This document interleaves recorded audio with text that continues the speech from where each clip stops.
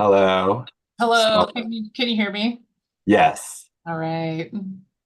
I'm sorry I've got this background going. I was just kicked off the internet, Oh, no worries. but I think now we're live and live streaming. Hey, Good. I wonder if I can change you see what it says S Shanks under my video there? Wonder if I can change that somehow.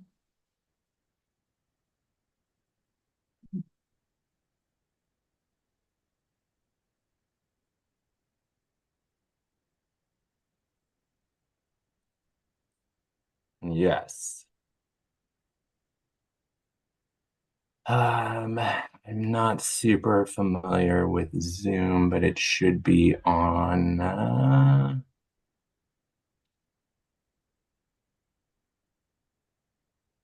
Oh, look who's coming in. Oh, Oh, hi. why? What is it? Oh, it's delayed. Yeah, I can't go over here. Oh, I can norm it. Go video. Click on that.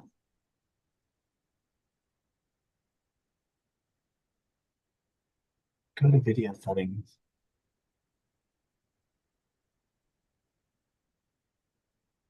Nope. Go to profile. Edit. Yeah.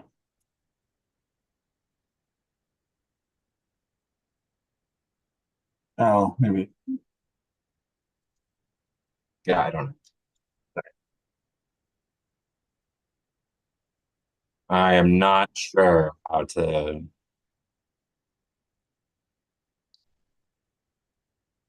Hmm.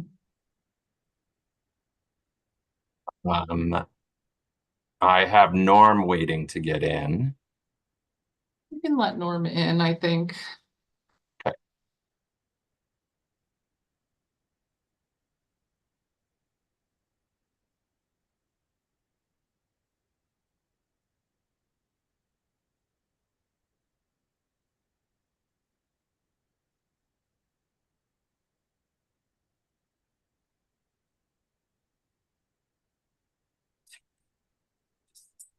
Sure, let's go.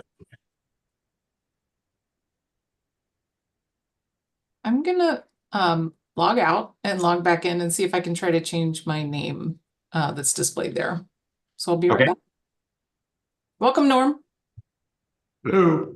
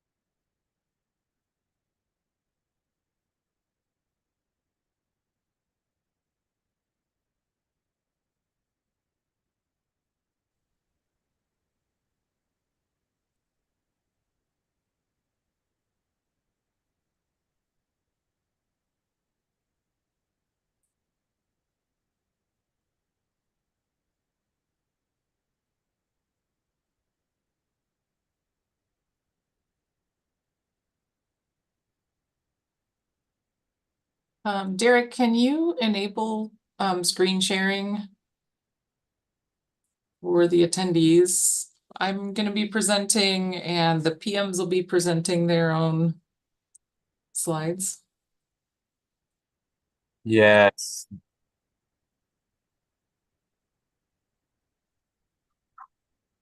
So I think it should be active. Um, do you want multiple participants sharing simultaneously? No, no, we'll just do one at a Or time. one at a time. Okay, we're good. We should be good for that. But if that, I'm right here if there's any trouble. But It's chat. It says host disabled participant screen sharing. Maybe you have to make me a presenter instead of a participant or something.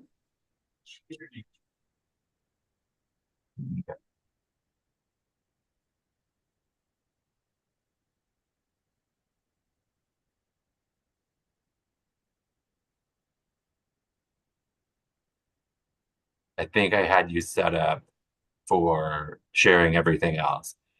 And I did just do clicked on rename. So I don't know if that helps you with the name. Where did you find the rename? So there's host tools. Oh, And so I clicked on that and then there's the rename themselves. So allow all participants to share screen. So I got that. Chat, rename, unmute, video, whiteboard, I see it. notes. Yeah. Thank you. Yep.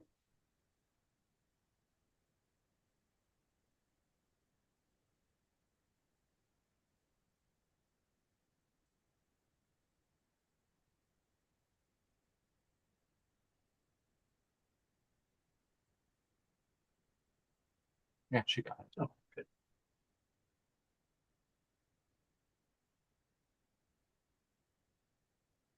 Figured out where you should learn.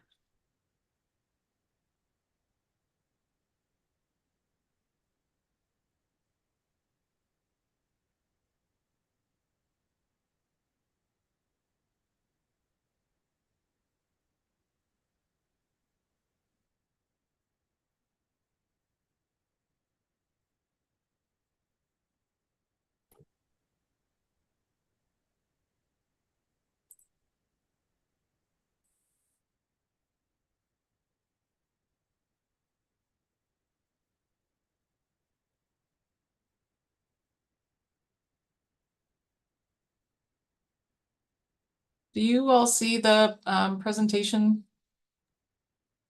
Yep. Okay.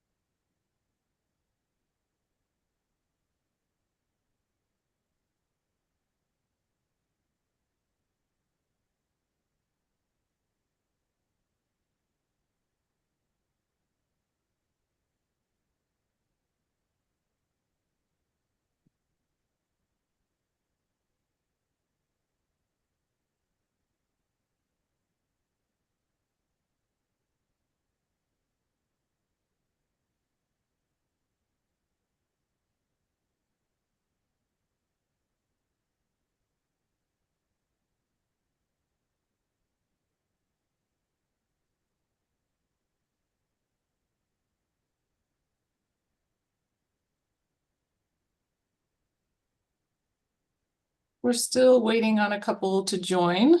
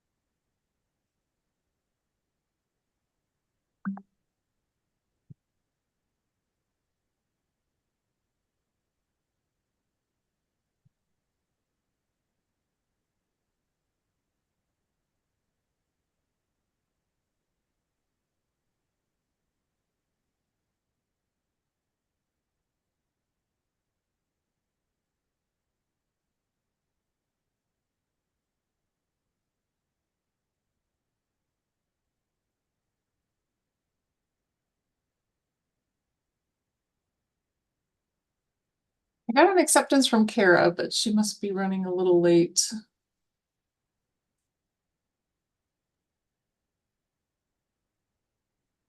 Yeah, she's our leader. Without her, Norm and I are lost. I know.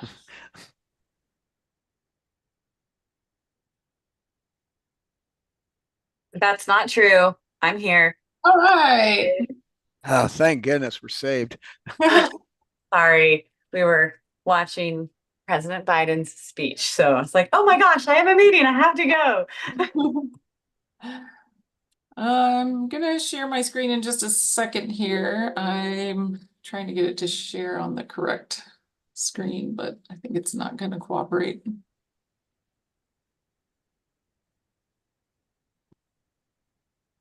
It's being a little funny.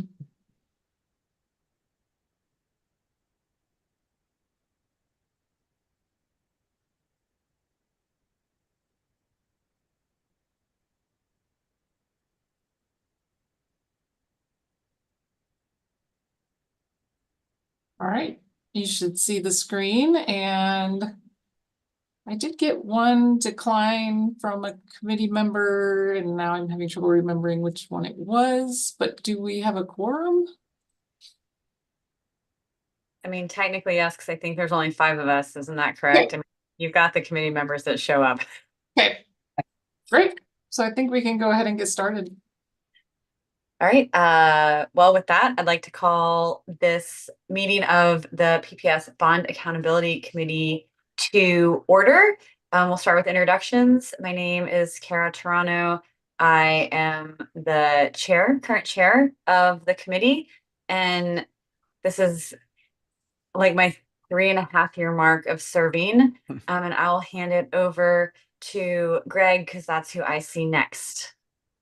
Yeah, Greg DiLoretto, member of the BAC. I think I've been on it for 4 years now. I'll go, Norm Dowdy, and I've been on the committee for about almost 4 years too, similar to Greg. Thank Great. you. And I think I'm supposed to ask if there's public comment, and then I hand it over to you, Stormy. There is no public comment today. Fantastic. Then you have a quorum and we're ready to go. All right, great. We'll go ahead and get started. I will have our project managers and presenters introduce themselves as they come up, but here's our agenda for today. Welcome and introduction is done, and there's no public comment. So we'll move right into our program administration updates. This is the slide that we always share about kind of the limitations of our technology when it comes to reporting on our business equity utilization data. So we track this data in the B2G Now software system, and the accuracy of it depends on the contractors reporting it, and then it's a snapshot in time in these reports.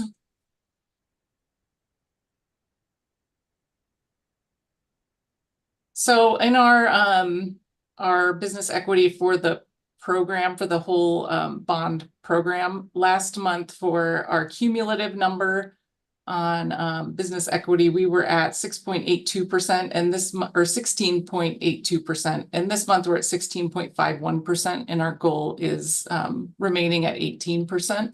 So we're close on that one. And then on the 12-month rolling equity numbers, we are meeting our 18% goal. And then on workforce equity, we're doing good with minorities.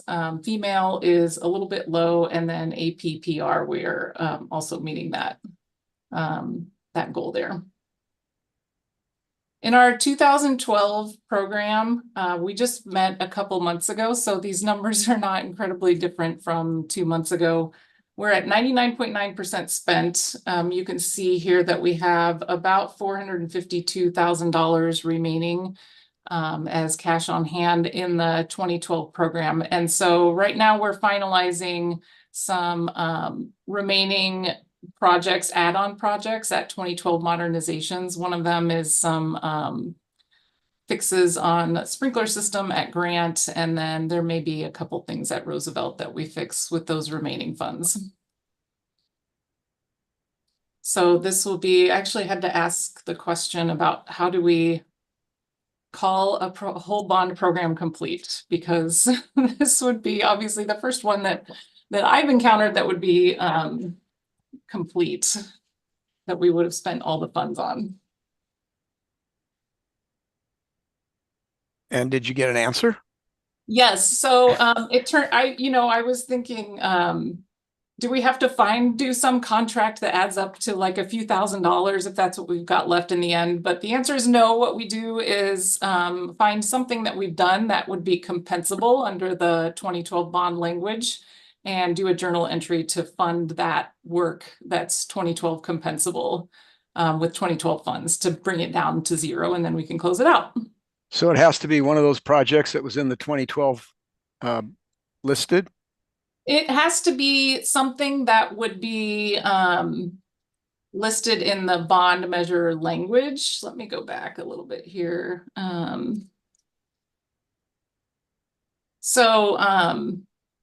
We did have this, other projects here. And so if it is something that it wouldn't necessarily have to be related to the Roosevelt modernization or the Grant modernization. It just has to be something that it would be considered compensable according to the language of the 2012 bond measure. So this thing could go on for years. As somebody who likes to close it out and move it on, this thing could go forever. That's the goal. We don't want to keep it open forever. We're gonna spend the money in ways that we know that there are a couple things that are actually needed related to the modernizations that were realized later than the warranty period, or later than kind of the walkthroughs during construction, that really should be corrected as part of the as part of the modernization projects. And so that'll bring it down to pretty close to zero, and then we'll be able to do those kind of journal entries to fund something that's been done since then that's still compensable under 2012. Okay. Yeah. All right, our 2017 program is 88% spent. You can see that, again, not a lot has changed here. We've been doing some work to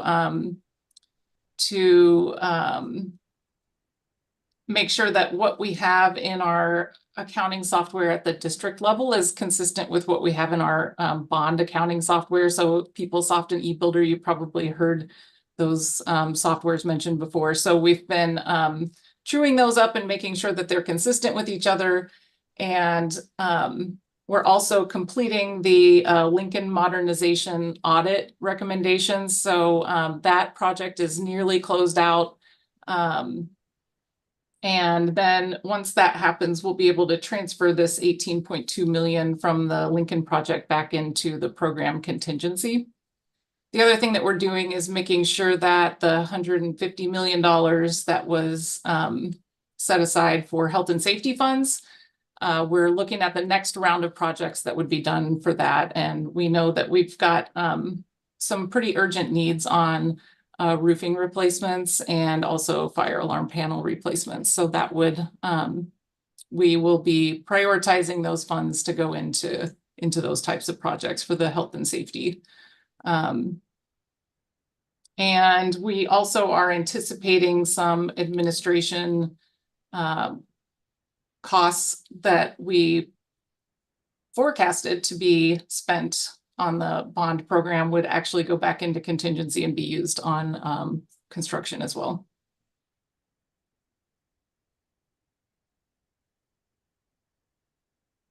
So again, this information. Oh, I'm sorry, go ahead. No, yeah, this information hasn't changed a lot since we met 2 months ago. What was your question, Greg? So remind me again. So we've got progress actual to date, 224 million. We've encumbered an additional 6.8 million, yet our estimate at completion is 224 million. One would think that actual plus encumbered would equal estimate. Yeah, so the reason that is because the contractors, the CMGC contract isn't going to be, it'll be reduced because the cost of it isn't as high as what the maximum the Okay. GMP was. Is that accurate, Eric? Yes, yes, that's true. So it's kind of buried in the actuals to date. Yeah, the GMP amount for Lincoln is it's considered encumbered right now, but once that contract is closed out, once we complete the audit and actually close out the contract, then that will become unencumbered and it will go back. Got it. The whole budget for the project will go down. Okay. Yeah. Got it. I think what's still showing there is retainage. The difference between the 23 and the 24 is retainage on phase 2. Got it. So those should match up closely, but we still need to finish the audit. So there may be an adjustment to those numbers. Okay. I mean, most likely. Since you mentioned it, it's off the topic a little bit, but you mentioned the retainage, and I recall this last legislative session, they passed a bill requiring you to offer a bond for retainage, and which can have an effect on our ability to do projects. So can you divert for a moment? Do you guys know what I'm talking about?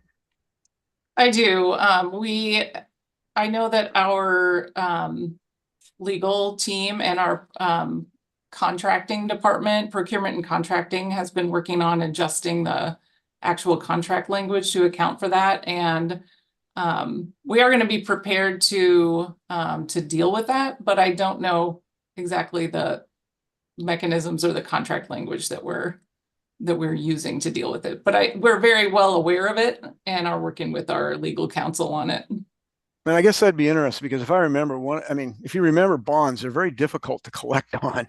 You know, you have to go through it's not like holding retainage where the money's yours. Now you've got a bond, you got to go to the bondholders and say they've done bad things and you need the money, and they say, no, you haven't. And it becomes quite complicated. At least it was back when I was employed. And so, I mean, I'd be curious, at some point I would be interested in finding out how we're going to make sure that we actually can get the money if we need to in the event they don't perform as required. Okay. Derek, can you write that down as a question that we've got that we should follow up on and maybe do a little presentation on in the next meeting? Yes. Okay. Thanks. Yeah. And our 2020 program is about 35% spent. Benson is kind of the project that's top of mind in the 2020 program right now. That school will be opening just in a couple of weeks here for the fall, having our students return there. So we are still having schedule risks, even though we're coming up on opening on August 27th. And we're still negotiating change orders with Anderson Construction for overtime labor to mitigate those schedule delays. And it does represent a financial risk as well. And so we're working through that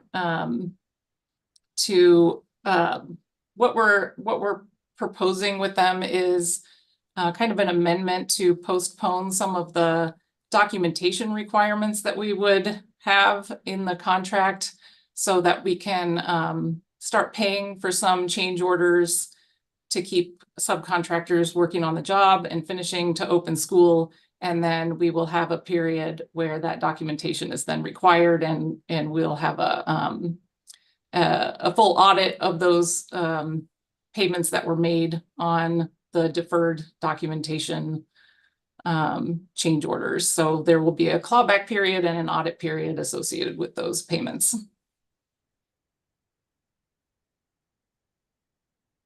And right now it's looking as if those payments will fall into or would be covered by kind of the program contingency that we have assigned to the Benson project. It's just that contingency is held by OSM. It's not in the contract currently yet.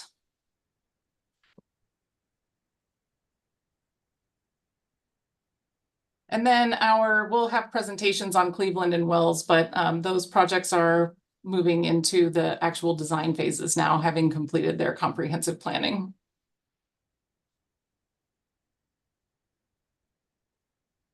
Questions on our bond program administration? All right. We're going to move to 2020 technology project updates, so I'll turn it over to Jody. Jody, do you Excellent. want to share your own screen, or do you want me to flip through the slides? You've got it. Okay. That way there's consistency. Sounds great. So these are just a couple photos from our deployments. Up at the top, you can see part of our original deployments for our 1-to-1, our 2-to-1, device replacement for teachers and support staff. On the bottom, you see some of our classroom modernization elements. So we have a tech cart for the gyms that are being deployed. In the middle at the bottom, you have a picture of one of our teachers with the Lightspeed microphone on, which is lanyard, and then the wall-mounted phone. So these are just a couple elements from the presentation. I believe you were all present in the February meeting when I went through a little bit more detail on the scope, but just wanted to kind of kick things off with a couple of the photos from our schools. Next slide, please. Here we've got the details, and one thing in comparison to our February presentation, we've recently changed the way in which our reporting is being reported out to all. So previously we had our project codes, which coincided with our funding source. Now that we are getting into more schools, we are building out budgets for each of the schools. So instead of 81 different project codes, we are now here on the screen reporting out on the fund source. So this is still apples to apples, similar to what you've seen previously when we met last in previous meetings. But this is going to be on the left-hand side, a little bit different when it comes to how we are reporting out on the actual fund source, because that's going to be a little bit cleaner of a look feel from what you've seen in the past. Up at the top, we've got our general summary, scope, budget, schedule, and overall. Previously, we've talked about some of those scope elements. So we've still got that in the caution. With our budget, we are very cognizant of where we're at with our forecasting, and we are in the process of making some of those steps, which I'll get into in a little bit, to be able to make sure we're being as realistic to the budget as possible. And then schedule is still in the impact stage. As I reported out in February, our current plan is through 2029, and that has not changed since we met last. But I still have it here in the impact side of things because it is of note. Again, I've got a couple of things that hopefully will speed up our schedule, which I'll get into in just a little bit. So hopefully next time we meet, it will be back in the yellow instead of in the red. But when we start diving into our fund source, here in the middle of the screen, this is still looking pretty good. We have currently listed Harrison Park here at the bottom in the last element, and that is just because we transferred funds over to the Harrison Park project for the conversion. And so we wanted to make sure that it was noted. However, a different team is overseeing the contractors and the progress on that. So just wanted to give a little bit of transparency on these. And then down at the bottom here, we have the look ahead for our project schedule. As I noted, our project is currently earmarked schedule-wise through 2029. Right now, to be in alignment with the rest of the presentations, we've got it earmarked here at the bottom, listed through 2027, but we do plan on utilizing that additional time frame. And then you'll also note on here on the schedule section, there's the different project codes that we've got listed here in the different segmentation. So we've already completed our device replacement for project code 5515. 5518 is, we're hoping that we will have that software agreement signed hopefully in the September timeframe, and then start that implementation phase. So we've got that still marked as the planning stage currently, just because that is realistic. And then our infrastructure and our classroom modernization. So both of those two funding source and projects, those are going to go all the way through 2029. So those are extended all the way through, as well as our program administration all the way until the end of the project. Any questions before we move forward on this particular slide? Jody, I had a question. Perfect. You remind me, so the ERP replacement. Yep. That the funding for that shifted into the next bond, correct? So two things happened for our ERP project. Originally, when this project was scoped, we were hoping that all of the Bond 2020, all of the work would be included here in the Bond 2020 tech. Scope-wise, there's a lot of planning that has gone into it, and therefore we've utilized our general funds to be able to take care of all of the planning that is still in the blue up until Q4 here.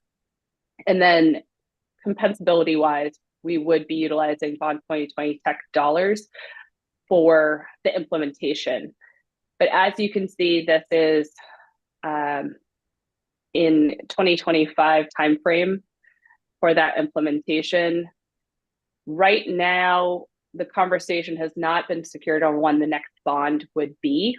And so currently we are trying to take care of as much as possible with the current funding source that we have here, and take care of the ERP within the implementation phase. Once it becomes contract signed for the software, the bond compensability starts at that point. But up to this point, we've been utilizing our general fund dollars to be able to cover the expenses of the planning stage and preparation for that. Yep. Thank you. Yeah, absolutely. Any other questions before we move on to the next slide? Okay, perfect. Let's move on. Okay, so here's the fun part. So this is where I get to tell you a little bit more about all of the things that we've been working on since we met last. So up at the top, as we mentioned in February, we have our public dashboard, which is where these screenshots came from. Keep in mind, we've made progress since we submitted this. So the percentages, if you go on there today, may be a little bit higher. But our teaching station project, so that's where we're updating the teaching stations, the new Chromebox and the new monitors. We've gotten all the way through school group 15, which means we've completed 74 schools. So that means in every single classroom, we have updated teaching stations. Right now, we are predicting in our forecast to complete this by October 2024. So we're almost there, and we're really excited about that. In each of these screenshots that you'll see on each of these slides has our equity framework and how we created our school group 1 to 17 and why each school was put into each group. So just in case you're wondering about the color coding, also on the screen, you'll see the image of a computer, and that symbolizes our teaching station project. So we've split the project into a couple different segmentations. Next slide, please. Before you go, what's underserved mean? What's underserved mean? Yeah, great question. So when we were doing our equity framework, we used several different pieces of information that are available publicly. So there was in 2021, and all of these numbers are based on 2020, October 2020 data that was provided in the enrollment report that is available on the PPS website. So Mhm. the percentage of underserved community members was Oh, a direct result of that report. got it. Also at the time, Title I, CSI, PSI, those were titles, and some of the schools may have changed with those distinctions since we originally created this. And again, all of the framework, same thing with the student impact. So that's the amount of students that were per school. These numbers are all based on the October 2020 historical reports for the year schools were built or last updated, and all the rest of the information was from that time frame. So this is a little bit of a snapshot in time when we created all of the school groups, and we have not changed those designations since. That way we had consistency within our schedule. So they're underserved technology wise. That's what it means. No, it has to do with the percentage makeup within each of the schools themselves. So we've got in that particular report, the PPS enrollment survey utilized that terminology for students that were within the Okay. different community members, Black, Native American, Latino, being able to take that data and being able to take that percentage. So what we did was school group 1 to 12, we put the higher percentages of underserved community members in the first groupings. The schools with the largest impact, the schools that had PSI, Title I, CSI titles, those are going to be in those first school groupings. And the schools that had newer buildings or had technology that had been recently updated, those are going to be in our later phases. So as you start seeing some of those distinctions in our school groupings, that's where that information came from when we were building this. Okay, thank you. Yeah, great question. Let's dive into the next slide. So in here, we've got a little bit of our completions for Jefferson and Cleveland. As we noted it in February, those two buildings are going to have new buildings. So they did not get the full classroom technology that the other school groups will have, because they will have that in their new building.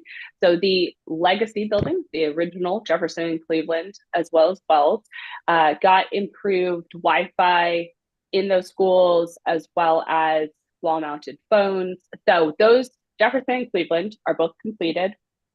Wells currently we're still working on. And then here in school group 1, 2, 3, and 4, we are currently working on with our low voltage contractors. So that classroom improvement for school group 1, 2, 3, 4 all includes what we've talked about, which is the light speed, the air tams, the projectors. Those are all going to be wall mounted, pull down projector screens as well. And then obviously we've already completed the teaching station refresh in these locations as well. Next slide. This is just a recap of those things that we talked about in February, what is included in our classroom technology. Another element that is also being installed is our emergency communications, which we did a little recap in our video in February, so you may remember that. Obviously improved Wi-Fi, fiber cabling, and then in the photo that you saw at the very first slide, we are doing gym projectors as well on carts. Next slide, please. So we're currently working in school group 2 and 3. So you can see a little bit of where we're at with those school groupings. Next slide. Markham and Gray was, as we know, storm damage occurred, and therefore we utilized the time to start the classroom technology and improvements while those schools are currently empty of students. And so we are working on getting in and getting all of the items for our classroom modernization up to speed as we speak, really utilizing the summer timeframe. So we've called it 4.5 because they got moved up a little bit earlier with the timing of the storm damage. So we could utilize those empty schools. Next slide, please. Okay, so this is where we've got a little bit of a teaser coming. Hopefully in the next presentation that I meet with you, I'll have some more updates. Here is our all-in-one AV cart. So we are currently piloting this. This is going to be a game changer for us. If the pilot programs succeed, our elementary school, our middle schools would have these across the district as the standard if the pilot is successful. Now, this would allow us to speed up and also decrease costs. So I gave that little teaser earlier that I might have some good news, and that is contingent on this pilot program being successful. This is and I included the hyperlink to the video, which if you want to take a look, it's very cool. All the light speed, the airtime, and the projector can all be in one unit. It can slide in, slide out, and it would be utilized with our pull down projector screens that we are going to install on the wall. But this would reduce the amount of cabling behind the wall, the cost of installation of wall mounted, and this will allow for more flexibility within the schools themselves. So one of these would be per classroom, and currently we're working on our pilot program. So as I mentioned, school group 1, 2, 3, and 4, we are currently doing the wall mounted cabling, projectors, light speeds, airtime. But in the future, we are hoping that we would be able to have a little bit of a quicker turnaround with our new Artime all-in-one AV cart. And we would utilize our same projectors and light speeds that we already have in our warehouse inventory already in airtimes. Yeah, super excited. But next presentation, I'm hoping to give you a little bit more of the results from our pilot program. But that's all from Bond 2020 Tech. Any questions? Jody, I don't have a question. I was just going to say the Artime is way cooler than like the rolling carts that I remember from elementary school that had giant, like old fashioned televisions. And we were like, whoa, the technology is here. This is definitely an upgrade over the last 40 years of technology. It is amazing. It's also a speaker. So right now we are working obviously with our light speed, and so we're testing out a whole bunch of options here, but the Artime is, we're feeling pretty confident about it, hence why we're bringing it to you all to give you the little teaser ahead of time. But we're really hopeful that this will help us get back on track with our schedule, get a little bit more into all of the schools faster, because we all know we need it. And this fits within our budget if we were to do the whole thing. Would it even help our budget because it's all in one versus a bunch of individual stuff?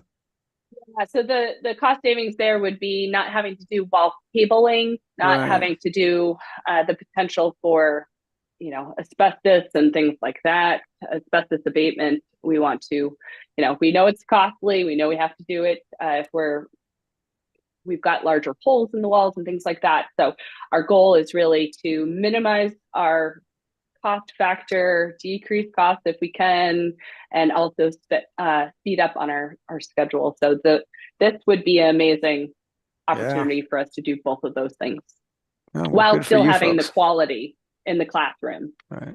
Oh, great. Good job. Yeah, thank you so much. All right, thanks, Jody.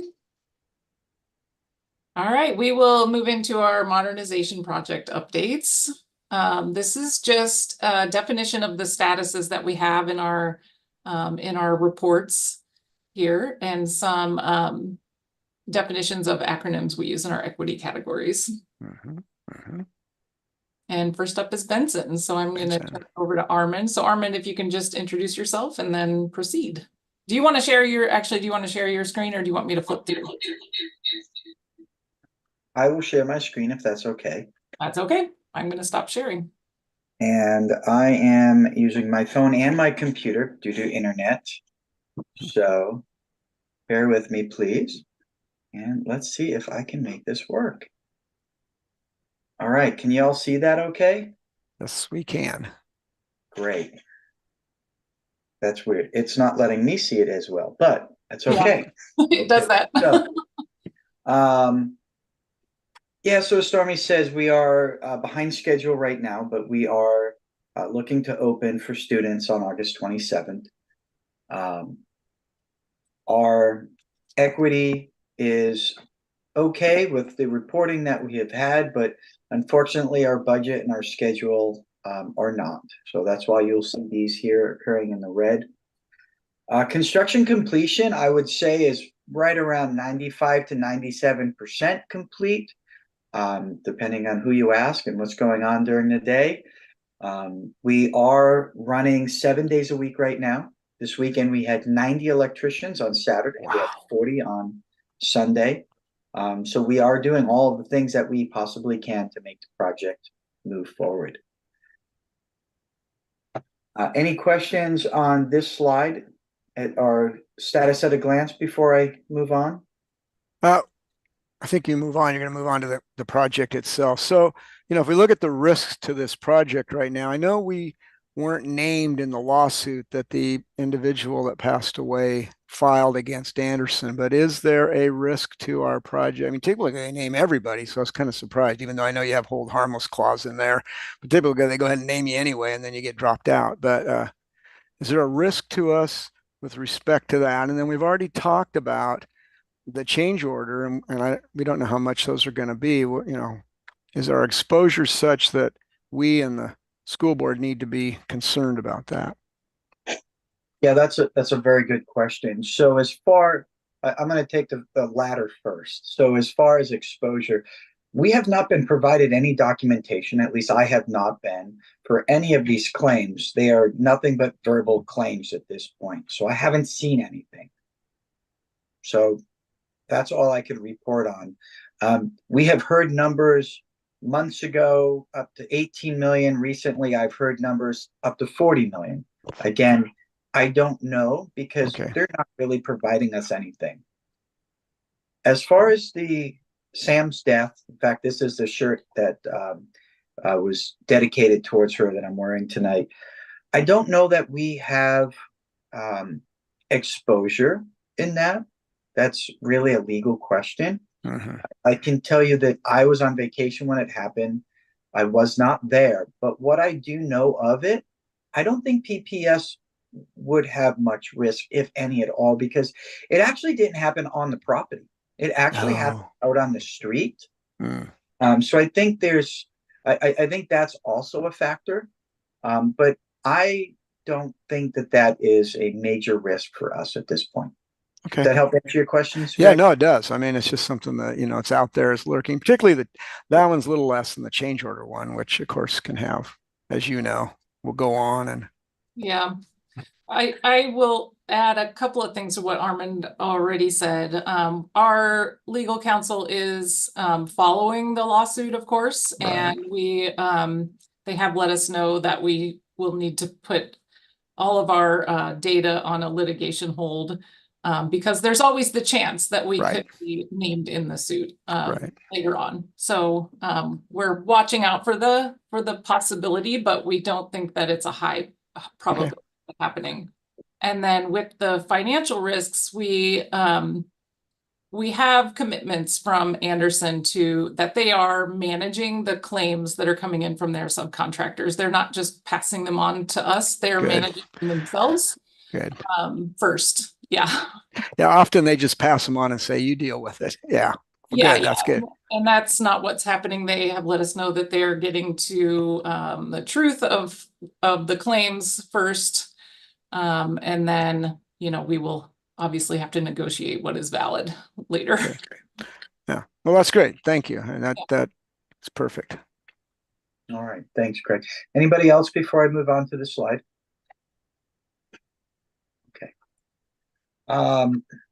So actually the red line should actually be in the summer. That's my mistake. It's in the wrong, the now is in the wrong time. But as you can see, the red arrows, we're behind schedule. So that's what that's showing. We should have already been done by now, but we are compressed. So moving on from there, I'll show you some of the more fun stuff. All of the buildings are up. All of them are nearing completions. The only building that is behind a little bit is Building I, which is way back in the far right corner. That's our radio building. That was the last one to get renovated. And they are progressing so quickly there that I think they're going to catch up, which is great news for us. As you can see right now, the front lawn looks brown, but if you actually drive by there, it's green. Grass is growing. They hydro-seeded. These pictures are a few days old, almost a month old. These were pulled from our last month. So as you go through here, just know that progress is further along than what you see. Let's see. The top slide here is the inside of our commons area. So those who have been to Benson before that remember the cave dwelling of a cafeteria that they had. This is now what they get to see and where they get to eat and spend a lot of their time. Outside the big glass windows to the right, that goes out to our courtyard, and that is a fully enclosed courtyard. So it's a very private space, a lot of plants, really nice serene space for people to be able to relax and maybe get away from the workload that they have. Down below, you'll see the surgery areas. Those areas are probably about the same state right now as they are in these photos, just because that stuff usually tends to happen really fast. Here up above is our media center, also used to be known as a library. Down below this space is the band room. I don't have photos of that because right now it's being used as a contractor lunchroom. So sorry, we don't have that. Below is one of my favorite spaces. That's the auditorium. Auditorium's coming along really well. It's so impressive to see what's happening out there. And it really does bring you back to that old 100-year-old nostalgic feeling when you get out there and start walking through that space especially. This is our main building E. This is the administrative building. This is the one that was built in 1916 or 17, depending on who you ask. The front lobby now has a secure vestibule. You'll see that with these glass in the top right photos.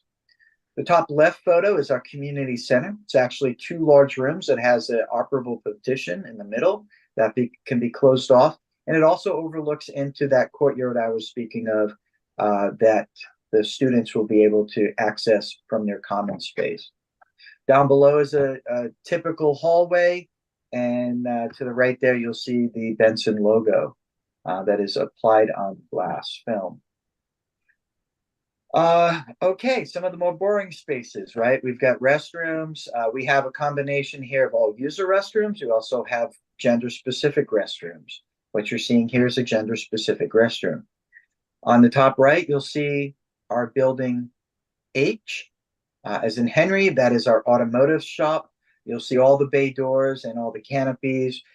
Students will be able to work on the vehicles outside, undercover, as well as inside. And the bottom ones are for us boring folks who have that engineer mind. This is our mechanical spaces. The left, all of that spaghetti of piping is inside our process plant or our chiller room. And to the right is our high efficiency boilers. We have 5 of those. And please stop me if you have any questions, because I'm just going to roll through these. My other favorite space is the top here. This is our, we call it the old gym, or G2. I'm sorry, no, G1. The running track is up. It's really cool to be up there now to see that running track. The floor's been striped. It's really looking nice and shiny in there.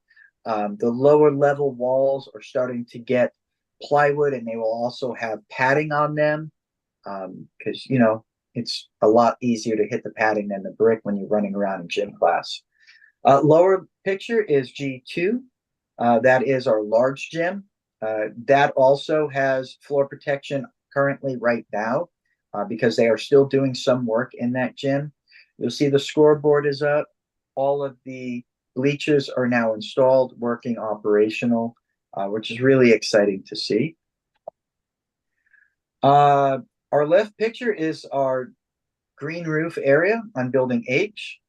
This actually overlooks Buckman Field. If you look at the top right photo, just below those PV panels is what you're seeing on the left-hand side. We do have a lot of PV panels. We have a lot of them installed right now, but that's going to be one of the major things that the contractor will be working on, possibly even when school starts. They may not finish the PV panel installations because there are some other things that are way more important. So when we get to school, students and staff can expect to see some minor construction going on. Anything that would have any impact, odor, smell, schedule, space requirements on the student education part, we're going to off that to nights and weekends. We've already agreed that with the contractor. We're working through plans. We're actually going to pull work permits for any work that happens after August 5th. So if the contractor wants to do work, they're going to have to fill out a form. PPS is going to have to look at it and say, okay, this can be done during work hours, or nope, this has to be done off hours. So we do have that program in place. Radio tower on the left-hand side, the structural upgrades are done, and you'll notice it is no longer orange. So those who knew this, it used to be painted orange to meet FAA requirements. It also had lights. Those lights in that painting were a maintenance hindrance for many, many years. What we found out is if your tower is under 200 feet, you no longer need to have lights or have it painted. And that paint has to be updated all the time. So we found out, and I triple checked this, it is 199 feet tall. Okay, so we're able to avoid all future maintenance of painting and lights. To the right is our big monster dust collector. This thing is huge. Just a photograph so y'all can see it. It's really hard to see the scale and size of this in a photograph, but if you look on the top right of the photo, you'll see little tents. Those tents are 20 feet long, so that helps give you a little scale of how big a monster this dust collector system is. Okay, auto shop, one of our favorite spaces. A lot of stuff in the way right now. There's a lot of product, both PPS, FF&E, trying to get into rooms. Rooms aren't quite ready yet for that. So this is our staging ground.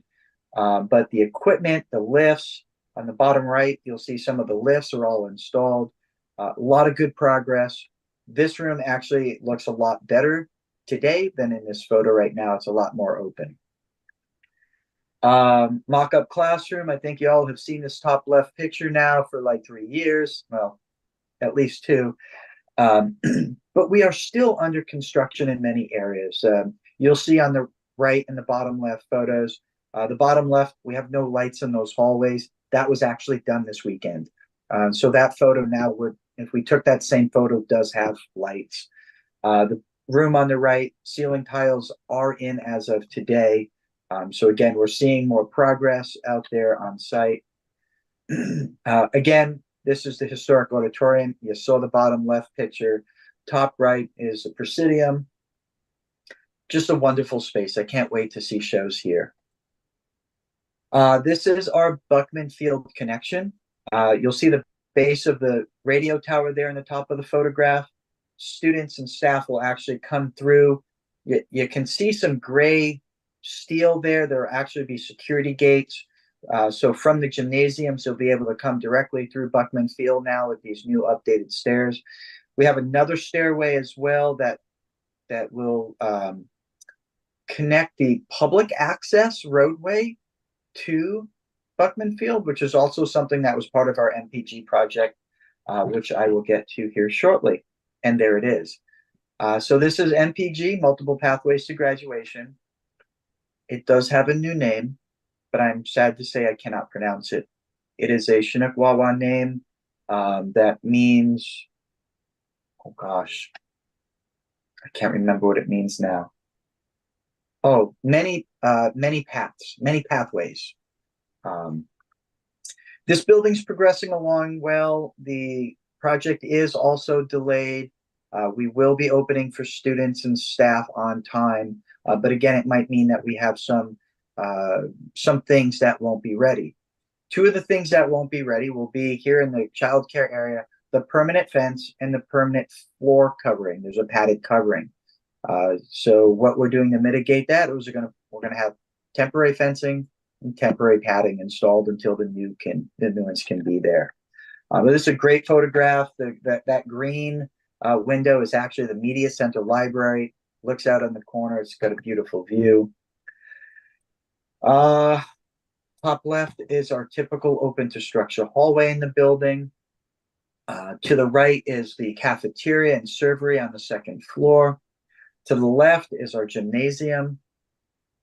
And to the right are our signature stairs that will take you from the first floor up to the servery area. Top left is one of our classrooms. You'll see again, open to structure ceiling. Needs to go have some touch-up paint. These rooms do look a little bit better. Childcare area, some more typical hallways on the bottom, and some classrooms. The bottom right photo is really good to note. One of the major driving factor for us being delayed right now is our electrical contractor has not been able to manpower the job correctly. They've also had a lot of challenges in that there are things that were missing.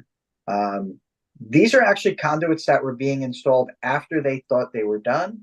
They had missed stuff. So there's some QA/QC problems that were happening on this job. I will say they were on both projects.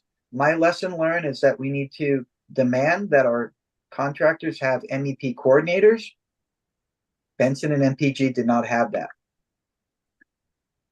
That contractor coordinators, right? Contractor-led MEP coordinators, just to be specific. Here again is that signature stairway. We've got some really nice metal here. That was a late add in the project, as there was a security concern of students being able to jump over the stairs, because this is a secure point in our project, so that they can operate the gym without having to go through the rest of the building. I think they look great. I'm not going to tell anybody else except this committee that those are an ad. The gymnasium again is much further along than you see here. They do have floor protection if you come out to the site, but the flooring is beautiful. Bottom left is an ad that the administrators wanted. The middle bottom picture is the media center. And the far right picture is the cafeteria again. And that's it. Anybody have any questions? Armand, when's our grand opening event? Great question. September 14th is the grand opening for Benson. September 21st is the grand opening for Multiple Pathways building. And a little secret is we are trying to work a car show into September 13th with a world famous car guru named Randy Grubb, for anybody who's a car enthusiast. He custom builds cars for people like Jay Leno and other famous actors. Plus, we have a lot of Benson grads who are car enthusiasts. For those who don't know Clayton, he's also been on Jay Leno. He's a Benson grad.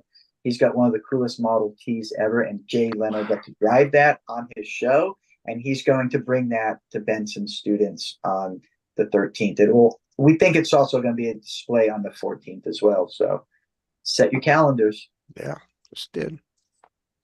Cool. I was gonna actually ask Stormy, like, is it possible for us to have the BAC next meeting at Benson? Yeah. Yeah, the next meeting is in October, right? I think so. That's a great idea. I would love that. Armin, I would like to be there on the 14th, but it is my birthday and I cannot promise that my husband will not take me somewhere, but he might want to take me to Benson because every time we drive by, I talk about the progress. And like, I think he's delighted to know that on my birthday, we got to celebrate that. Wonderful. We'd love to have you on your birthday. So continue the celebration. I just want to say, like, it's cool to see pictures of it finished. I think like one of my very first BAC meetings was like looking at the pictures underneath the school of the seismic upgrades. So it's been really interesting to kind of see the progress, and it would almost be cool to see that, like maybe from some of your reports, like a slide from every one of your reports to just kind of show like how it went, because you've worked really hard. I know that it's been a team effort, but it's really cool to think that we can be in there and that students can be in there in a few weeks.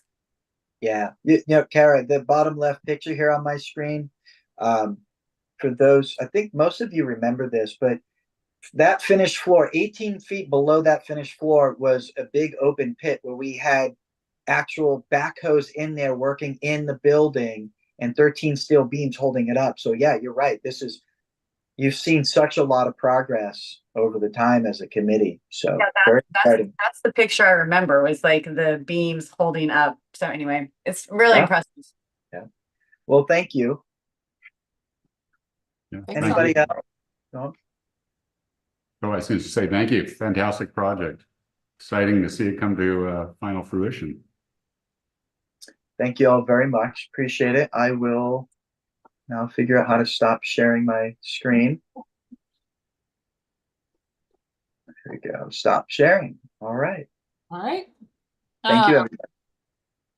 Next up, we've got the Jefferson modernization update. And Steve, I wanted to ask, do you want me to flip through slides or would you rather share your screen?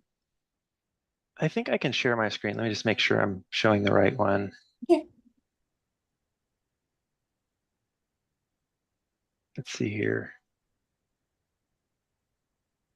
Oh, no, it's not showing. Right. Sorry. Actually, maybe why don't you do it? Because I got so many things up. I think it might Okay, be sure. easier. And I don't have that many slides, so. Yeah.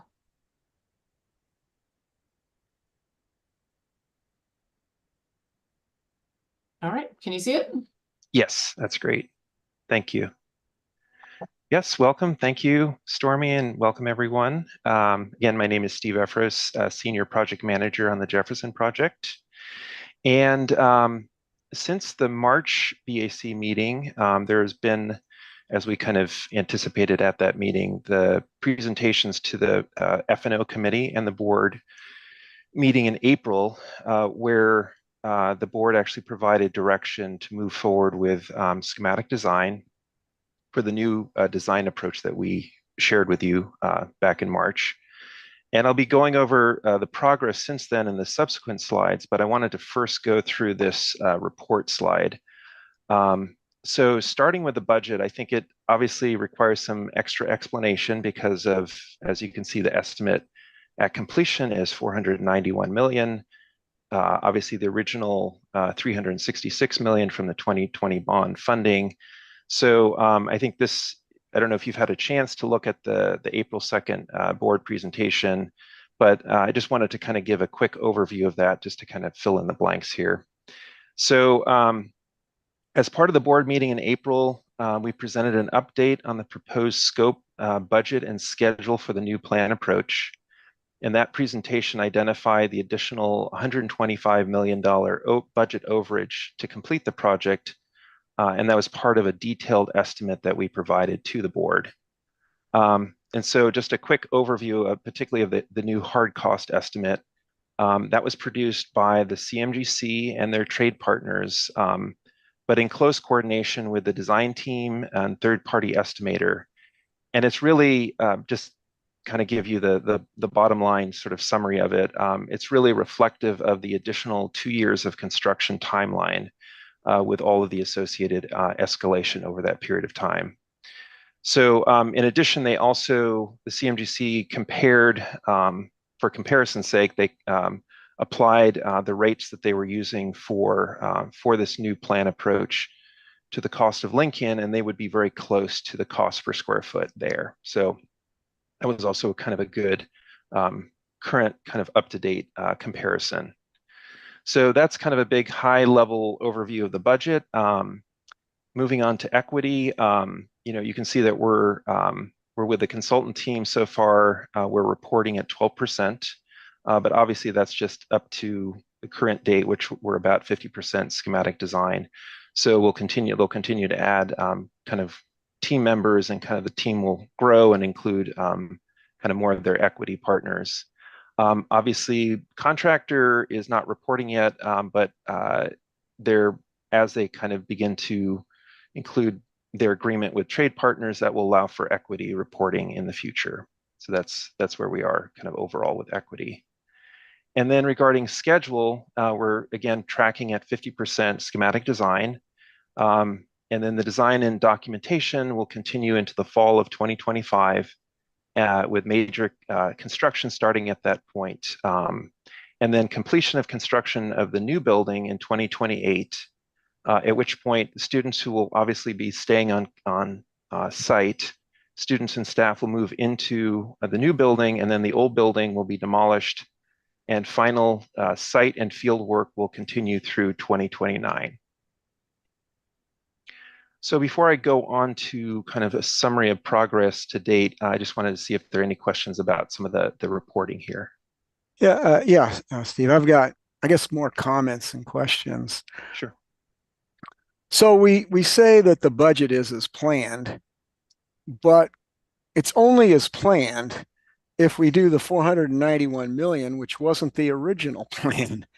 And as BAC members, the concern, we're supposed to say that, you're doing everything. Kara writes the report that says there's money in there to do all the projects and so forth. And she did make a note in our last one that there's not. And I guess that's my biggest concern. If the bond measure doesn't pass, all right, we don't have enough money not only to not do what's been proposed. Since we've waited 2 years, we don't even have enough money now to do what we proposed back in the 2020 bond issue, because we've lost these 2 years of construction while we, do this thing. And so I know that the board's all aware of that. We're supposed to be advising them, but that's a fact. That's the fact of the matter. Our budget, we have a big impact on that budget, and it's all related to betting that bond measure is going to pass in 2025 or whenever it goes out. And if not, I assume you guys are working on a backup plan, because we've got some money left over from other projects we can throw into it, but we're not going to have $125 million to put into this project. I don't think, you could tell me otherwise, that we'll have that. Which also relates to the schedule, which I guess is as planned if you look at the new one. But if we look at the original plan, that school was supposed to be done in what, 26 or 27? That's what we all signed off on as the BAC back when we went through this thing previously. Again, the board knows all this because they made a conscious decision. But the fact is, we're supposed to be kind of signing off. And I guess I'm really concerned that if we don't pass that bond measure, we're not going to be able to do what we even promised back in 2020, which was our charge as a BAC to say, you got plenty of money, you're on schedule, and you're on track. So it's a comment not directed necessarily at you, Steve. I'm just kind of, saying what I think everybody knows in here, that we have an issue. I just actually want to back Greg up, because we did comment on it and we understand that the board made this decision, but I think there is some concern as citizens that the bond may not pass. The Oregonian has covered it so extensively. Business organizations are already sniffing around it. So I just want to reiterate and express the same concern as Greg, that there may not be money in 2025.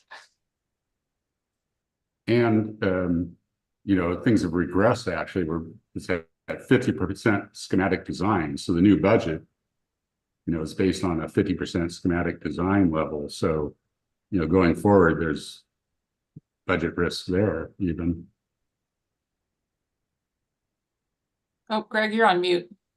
I got to say that I don't know if the board sees these, but I frankly would put the budget under impacts, because this is a huge impact to the potential. Now, I know when we talked before with Marina, so maybe we have to scale back the school. It's not 1,700 students anymore, it's small.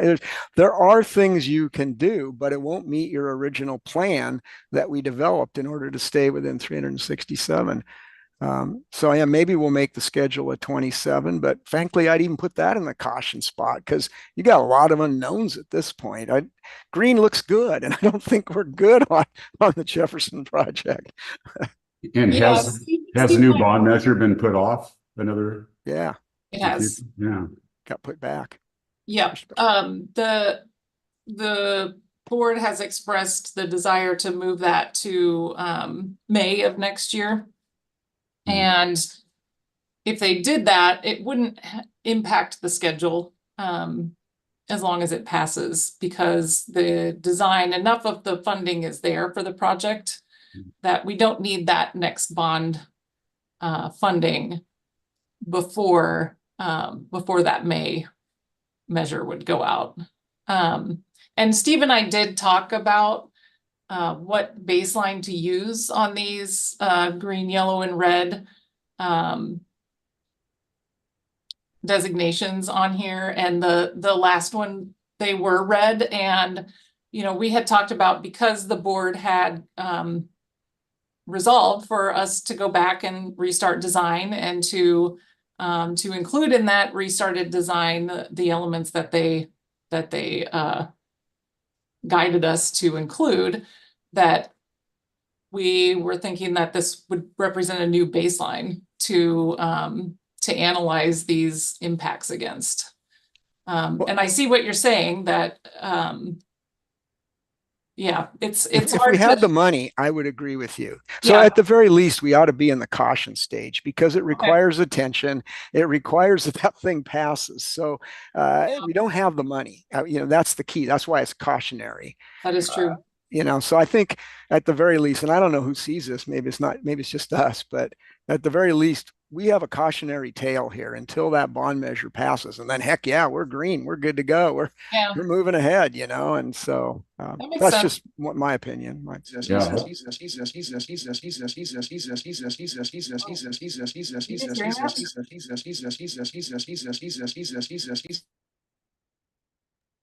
Well, that was weird.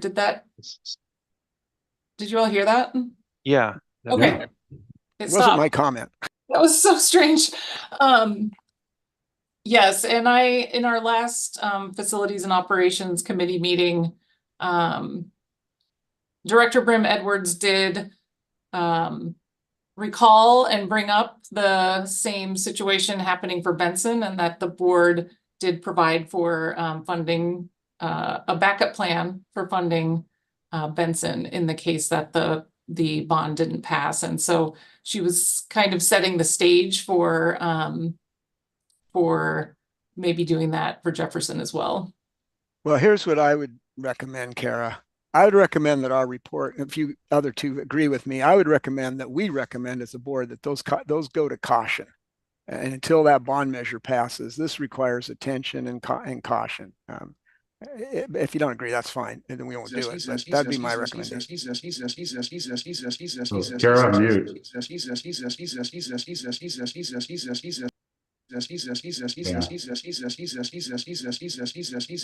That's you, Kara.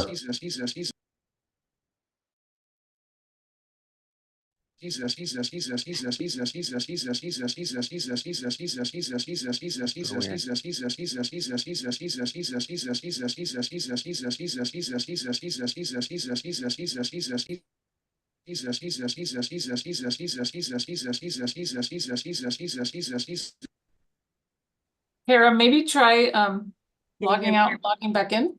Can you hear me now? Yes. Yes. Yeah. I just changed speakers. That is super weird. My computer's got ghosts in it, apparently. I was just going to say, I think that we should just move it to impacts, and then that way the board can address it. And if they're addressing it, is that they will find a way to provide funding regardless of whether or not the bond passes. And then that can be sent to the BAC in some kind of written communication. Then I feel like we're like closing the loop on what we are asked to do by our charter. That's fine with me.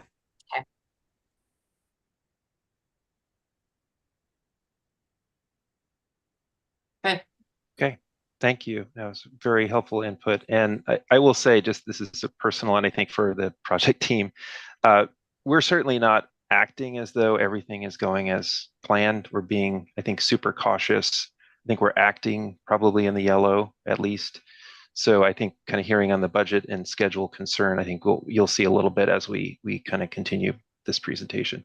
So yeah, Stormy, could you go to the next slide, please?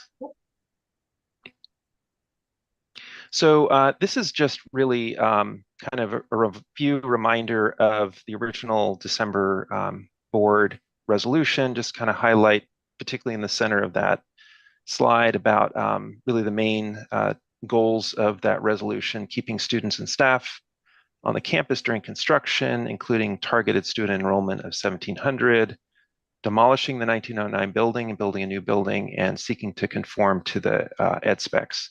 So just as a reminder, I know that kind of feels like ancient history, but that's really the kind of the core mission and program for us going forward. So yeah, if you go to the next slide. So really kind of starting with that April timeframe with the board direction to move forward with schematic design. I think in particular, I wanted to highlight, because this is something we talked about at the March BAC, was the close work that we're doing with the city, really trying to be as proactive as possible to address land use and permitting issues. And in particular, I'm really happy to say, following our discussion about the historic designation component of this, that notwithstanding a couple weeks of an appeals period, that the city is allowing us to move forward with the historic designation removal. So that was a huge milestone for us. And again, that will allow kind of the next steps in terms of demolition delay, but really kind of planning for the next stages of the project. In addition, on really, I'd say more on the permitting side, we've reinitiated our work with the major projects group, MPG, another MPG, and meeting with the city on a regular basis to discuss code issues and really looking to reach consensus on, I'd say, the most critical code issues ahead of the permitting process, again, to sort of mitigate risks associated with the permitting process. Going on to community engagement, also really happy to report that we've been able to move forward with a new community engagement approach that really centers student voice as well as internal and community stakeholder input. And we held the first in a series of community design workshops this month, where we provided an update on the project. We initiated a new discussion about cultural placemaking, which is going to be a core component of the project going forward, and how we engage with the community and the history of the school and the site. And then we also shared opportunities for the community members who were able to attend to provide input on design elements for the new school. And so we're also just increasing our outreach, kind of working on multiple fronts to reach out to the community in many different ways. So that's been really excited to kind of expand our outreach at this phase of the project. If you go to the next slide, please. And so I'd say this is kind of the focus of what I was talking about before, really reinitiating the functional team process, which is really, I think, where we're finding success in the last phase of the project, but really bringing together technical design, engineering, and contractor and trade partner groups to really address, again, proactively, issues like early procurement, target value design, and really close coordination of building and site systems. So that's really ramping up. And again, in some ways, the silver lining that we have, really having the CMGC and their trade partners on board from the beginning. So that's been really, really helpful. And then finally, we've been able to work with, this is, I think, really exciting aspect of the project, all three projects actually, working with Ida B. Wells and Cleveland project teams on a series of broader discussions and what we call summits, where we discuss a range of topics and try to be kind of more consistent across these modernizations. So we've had, or we will have, site and building resilience conversations or summits, summit about theater design, and one about CTE and makerspace systems. So the hope is that we really get to share design ideas across the projects and have lessons learned, so that all three projects can benefit, and we get, again, more of that consistency across the final product. So yeah, really the next steps in the project are moving on to 100% schematic design, and really, again, a much more detailed design review process, estimating and reconciliation, and in September, and then obviously additional community design workshops that will continue into early 2025.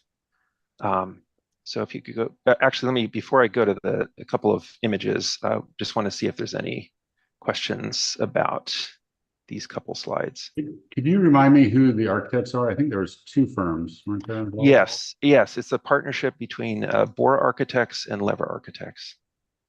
And then we also have Colocate, which is in some ways a design partner, but that is focusing on cultural placemaking. Thank you. Yeah. Okay. If you could go to the next couple slides. So yeah, this is, we're further along than we are here, but I just wanted to kind of give an overview of, because you may have not seen anything relative to sort of the new plan approach. But obviously, kind of as we've talked about, this is the new building, which is fronting directly on Killingsworth, so on the north side of the building or the left side of the slide. And the site, the rest of the site, including where the existing building is currently, will be the new athletic fields, including the new track and field, tennis courts, and then to the south of that, a new baseball, kind of multi-use baseball and soccer field, and then across Alberta will be a separate softball field. And this also shows kind of the major, I think one of the benefits we had in that that kind of pivot phase was to kind of really look at how we can use to our advantage the fact that we're starting new, didn't have to deal with the existing footprint or kind of the limitations of the existing 1909 building. So really looking to kind of have a clear expression of the kind of major program elements, the arts program facing Killingsworth, academics kind of behind that, also facing the field, but kind of a taller 4-story academic building, whereas the arts is 2 stories. And then, and that's all on Kirby. And then on commercial, on the other side is a 2-story athletics wing. But I think an additional benefit too is really being able to kind of consolidate and make clear kind of the entries to the building. Because if you've been to Jefferson, it can be very confusing, like where are you supposed to go? Where do you enter the building? And how do you navigate through the building? So we have the main entry on Kirby, which has been for a long time a kind of more historic location for how people think about the main kind of front door of the building. And then we have a separate arts entry. And then you'll see as we kind of flip around to the next slide, we have this athletics entry. So yeah, this kind of gives you a different perspective. I just wanted to point out as well, something you couldn't see from the other slide is we have something that was part of the prior design, but I think is even probably more prominent now, which is this cross-block connection, which is that space between the building and the field. And that's actually, it's a city requirement, but we're really trying to use it to our advantage, have it as a major kind of community, well, school space and community space. That typically it's kind of like Lincoln, it'll be secure during the school day and then open for the community kind of cross through other hours. So again, you can kind of see arts and academics, and then a kind of a better view of athletics, which again has that great new connection to the field. So kind of a very direct, much more direct, I think, relationship than we were able to get with the prior version of the project. So yeah, that's kind of an overview. I'd say kind of a secondary piece, that lower slung building kind of up against the field is the Teen Parent Center. And I think we are really excited about kind of creating this separate identity, kind of this smaller scale building that will kind of help kind of create this entry sequence into the cross-block connection and onto the site. So that's pretty much all I have on the presentation side. Any questions particularly about the overall design approach? So that parking and that little outdoor plaza, that's part of the project at the bottom of the slide? Yes, actually, and you may or may not recognize it is actually the current parking and the current kind of, it's a vacated right of way on Kirby. So we're really kind of upgrading that and enhancing it and sort of reconnecting it to this new public plaza and kind of making probably a better connection to all of the uses of the building and the site and the fields. So that will be all, renovated and so forth, but it's essentially kind of the current location of that program. So I know Lever Architecture is really big on mass timber. Has there been talk of that yet? Or, I mean, that's kind of getting ahead Yeah. of it probably at this point. Yeah, I mean, it's been, I think, a conversation among multiple projects. I think the benefit we had, again, was having trade partners on board who specialize in mass timber. So we've had some conversations over a long period of time. We are currently kind of really doing more of a kind of a structural system comparison, kind of looking at the options. I'd say things are kind of leaning towards mass timber. I think that's generally, there are a lot of reasons, climate policy wise, in terms of just the biophilic kind of connection that, like, how students and everyone kind of responds to it, but it's still kind of being kind of finalized in all the details and how would we kind of make it successful. I think that's part of the next conversation. Yeah, because I know the MPG building, that was the big item, and I think they ended up with a hybrid system. Right, exactly. Yeah, so I think that's part of the discussion. There may be some hybrid components, but also how can we kind of successfully, leverage some of the benefits of mass timber in terms of installation, but also kind of just the exposure of this material within the school. Thank you. Yeah.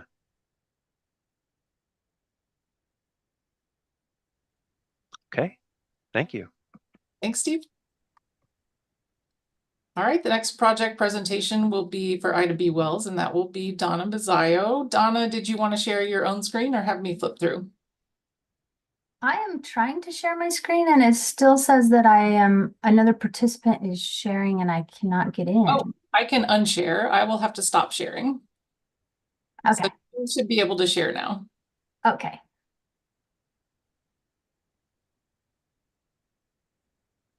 All right. I think everybody can see that. Good evening, everyone. I can't see all of you. Well, maybe I can. I can see most of you. Okay. The last time I spoke with all of you, we were still looking at two different site plans, trying to decide which direction we would orient the football field and track. And we went on to the Facilities and Operations Committee, and then they gave us better direction. We took that to the board on May 7th and got a plan approved to proceed with our schematic design. So we'll be looking at that site plan. And the AE team went on to start schematic design drawings at that point. So very recently, we put out a formal RFP and selected a CMGC, Hoffman Construction, and we received 4 firms that responded and were scored, and we interviewed the top 2 scorers. And currently we are negotiating the contract so that hopefully the CMGC will be on board hopefully by the end of August if all goes smoothly. And we'll be sending that to the board for approval and all of that. And the pre-construction fees will be negotiated and encumbered probably within the next 12 weeks, hopefully less. We are permitting, we're doing permitting meetings right now with the city of Portland as part of the major projects group. And that's going really well. Those are occurring every 2 weeks. Sorry, we didn't have this right. There we go. So, Bora and Oh, Hoffman, that's the same team as Lincoln, if I remember right. Yes. Yeah, we have the same architect and CMGC. So we have Bora with Hoffman, just like Lincoln. And we really have many of the same team players. So we, Friday before last, the AE team just finished a 50% CD set, and they has been sent to 2 different cost estimators. We're expecting those back in mid-August. And then you can kind of see the timeline there for as things go forward. And if all goes smoothly, obviously everything is contingent on that bond passing like we talked about earlier, but we would be in construction in 2026 and then finishing the building in 2028 and finishing the fields in 2029. We've had 2 design advisory group meetings already. Those followed our comprehensive planning committees. The design advisory group is a very large and active group. We've had a great turnout. They're very interested. That next meeting is in August. We've been doing a lot of programming meetings with all of departments over many different days, gathering a lot of information from staff at the school and also at the district level. And we had a very well-attended open house in May, and we are starting our design workshops again in September. So looking at the existing site, you'll remember we had the one meeting there a while back, and we looked out at the sunset. So certainly the view was a factor that we are always keeping in mind. And then this topography is also a very important driving factor. It's actually a fairly steep site. And you can see where it's kind of got three benches or tiers. Currently, the building's sitting at the highest point, and we'll be building it, the new building on that middle tier. And then we have decided to rotate that track and field north and south. So that'll be on that lower bench or tier.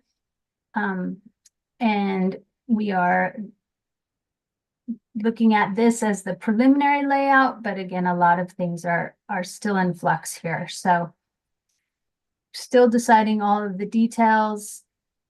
Same with the plan. The building massing is starting to look like this. Again, anything could change at this point, still just in 50% schematic design.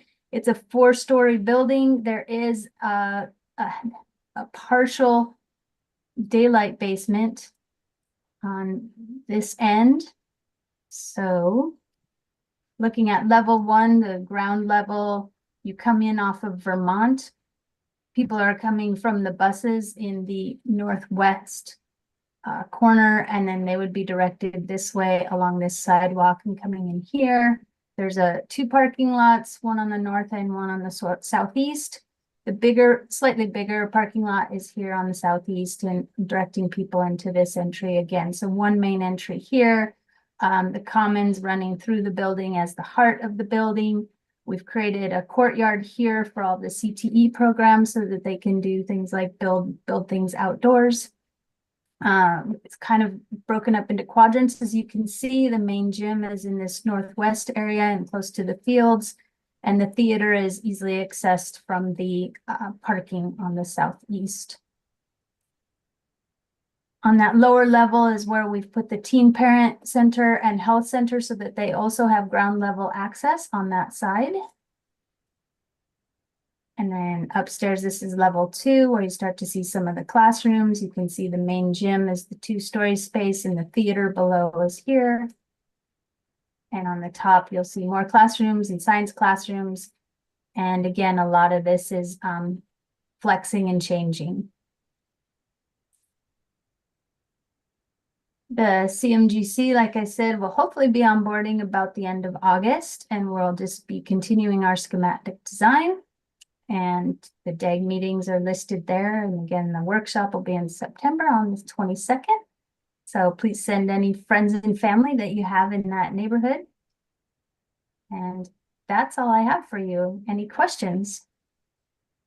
So does the public swimming pool go away? I know it stays in the same place, yeah. And that was obviously another very important factor. And once we have that pool to work around in the existing building on this east side, it really actually created a smaller footprint than one would think. We thought, oh, we have this huge property, but when you really start to lay everything out and everything wants to be on the first floor, it has started to become a challenge to get everything that we want and still have space between the new building and the existing building so we can actually construct it and then have, all the space that you need around the building to circulate and get this track and field in a new location. It's one advantage to rotating that track and field because when it's here on the north, it does create kind of a bottleneck and almost an alleyway as you come in. You'd have to come around the track and in between the track and the pool, or all the way around the pool. And that's one of the reasons that people really push to have that orientation change to the north-south, along with just it being more advantageous for the sun. Thank you. Thank you. Thanks, Donna. All right, if you want to stop sharing, our next modernization update will be Cleveland High School. And so I'm going to turn it over to Eric. Eric, do you prefer to share your own slides or would you like for me to flip through them? I can go ahead and share. Let's Great. see. Right one.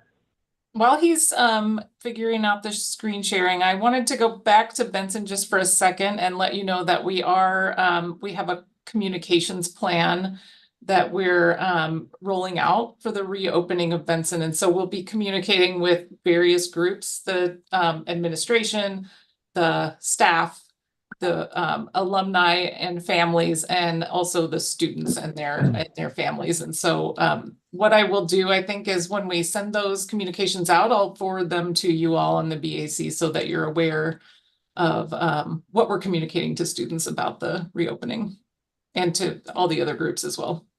Thank you. That'd be great. Okay, so hello everyone. I'm Eric Girding, Senior Project Manager for Cleveland High School Modernization and also Cleveland High School alum. Yeah, since our last meeting, a very similar time frame as far as Ida B. Wells. We had our comprehensive plan approved actually at the same board meeting. And our project team then worked to start up schematic design. And I'd say in the big picture schedule, we're maybe a few weeks sort of lagging Ida B. Wells, which is actually good so that we're not getting the milestones in the same, within the same couple weeks. We're staggered just a little bit, but at this early stage, there's not a lot going on as far as our status, other than we're on track as planned for everything, just as we're kind of really at the beginning here. And to note, of course, we just have funding for the planning and design, and so the construction funding is pending on a future bond. But we're sort of representing what we have in our budget to start our design scope. Let's see. Well, to our there we go. So this is just kind of a really just a simple schedule diagram of kind of our process where we are right now with schematic design. We've had a couple design advisory groups. We're continuing that design process, and we'll be issuing a pricing set here in September, and then moving on to the next phase, design development, would be starting in, I think we're wrapping up schematic design in November. But as far as just the general dates, if the bond passes for construction, we would also start construction in 2026 as Ida B. Wells, and then complete the main building in 28. And then I know, as you know, Ida B. Wells has a second phase that goes to 29. So that's kind of one difference between the two schedules. So our progress since we've last met, mentioned our comprehensive plan was approved. We started schematic design. We've had 2 design advisory group meetings. Our next one is next week, on August 1st. We met with staff just before the end of the school year to kick off our schematic design process and get into more conversations about the building specifically, and things like the main entry and some of those kind of major components that are sort of set at this point. So we were able to get that feedback before the end of the school year. We also had a design workshop with the community to get additional feedback on some of those early design ideas. So that was great. So really the team's been just kind of nose to the grindstone since the end of the school year, really developing a lot and really exploring a lot of options on our sort of complicated small site. This is a sort of view of the preferred or recommended approach that was in the comprehensive plan. This is just general massing showing sort of what kind of program areas would be in specific parts of the project. So the red is signifying the athletics, gymnasium, spaces. Purple is kind of the performing arts wing. And then gray is really kind of the main academic building where most of the classrooms would be, administration, library, and stuff. And then we've got this sort of connecting element. We're calling it the connector at this point, which is that blue piece kind of coming across, connecting those two main masses. And this really came about from, let's see, I lost my connection. Do you still have me there?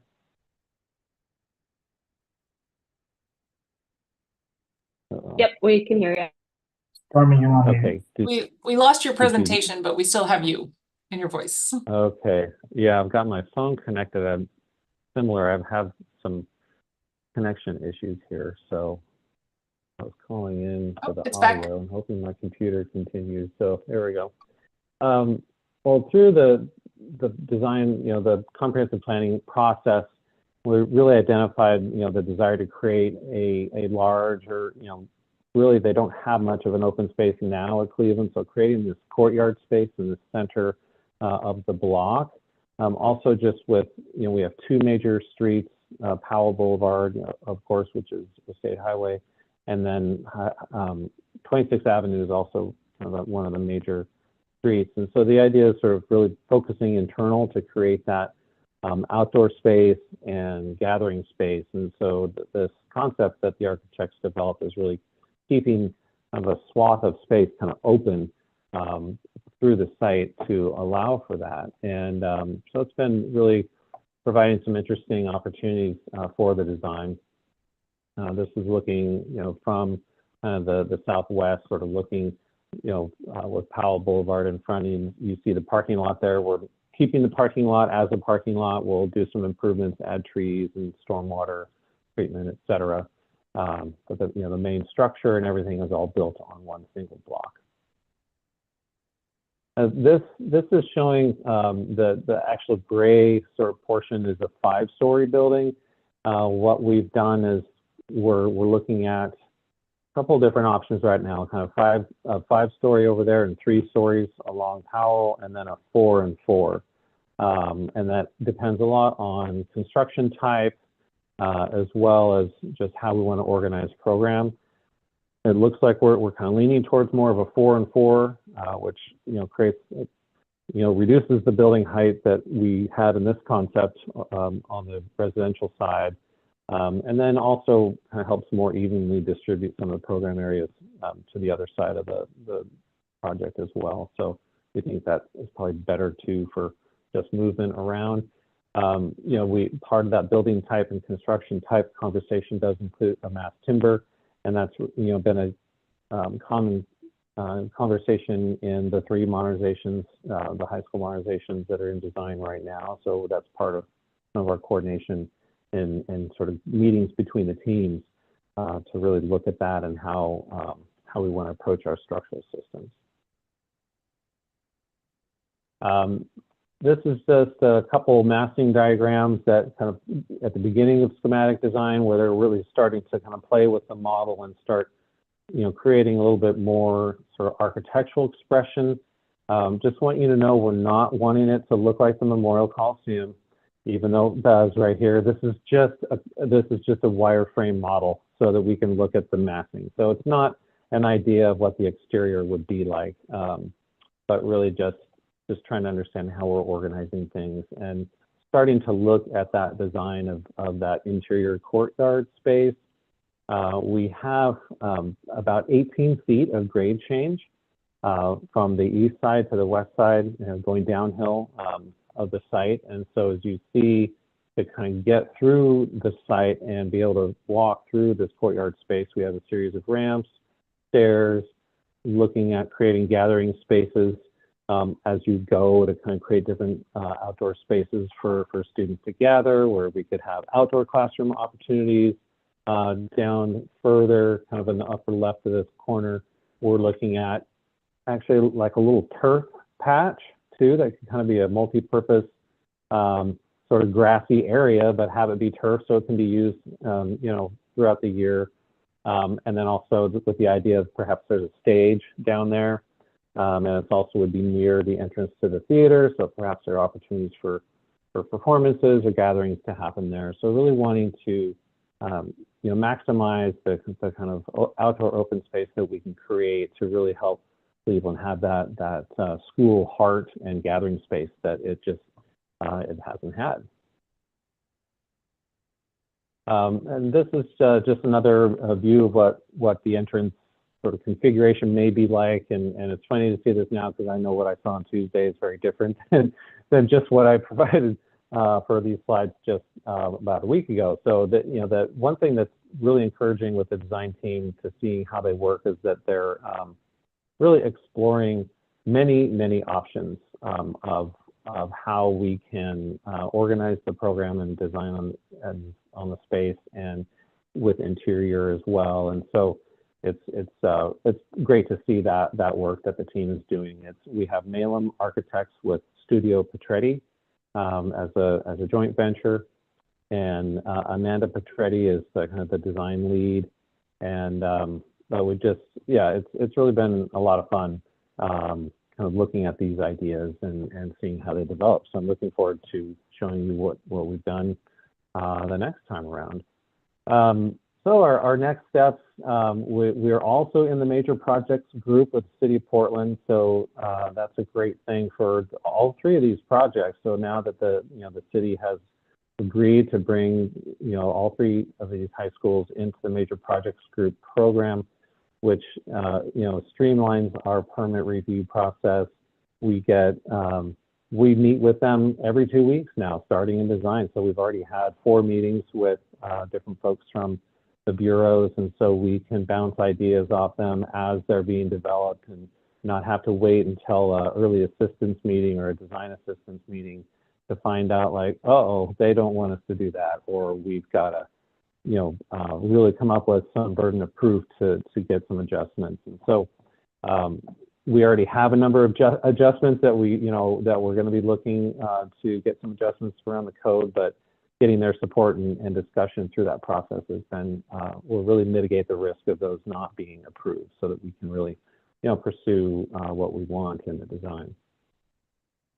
We just put out our RFP for the CMGC selection. So as Donna mentioned, that the selection process was completed for Ida B. Wells, and so Hoffman was selected there. And so we're looking forward to seeing who proposes for Cleveland. And so the proposals are due on August 8th.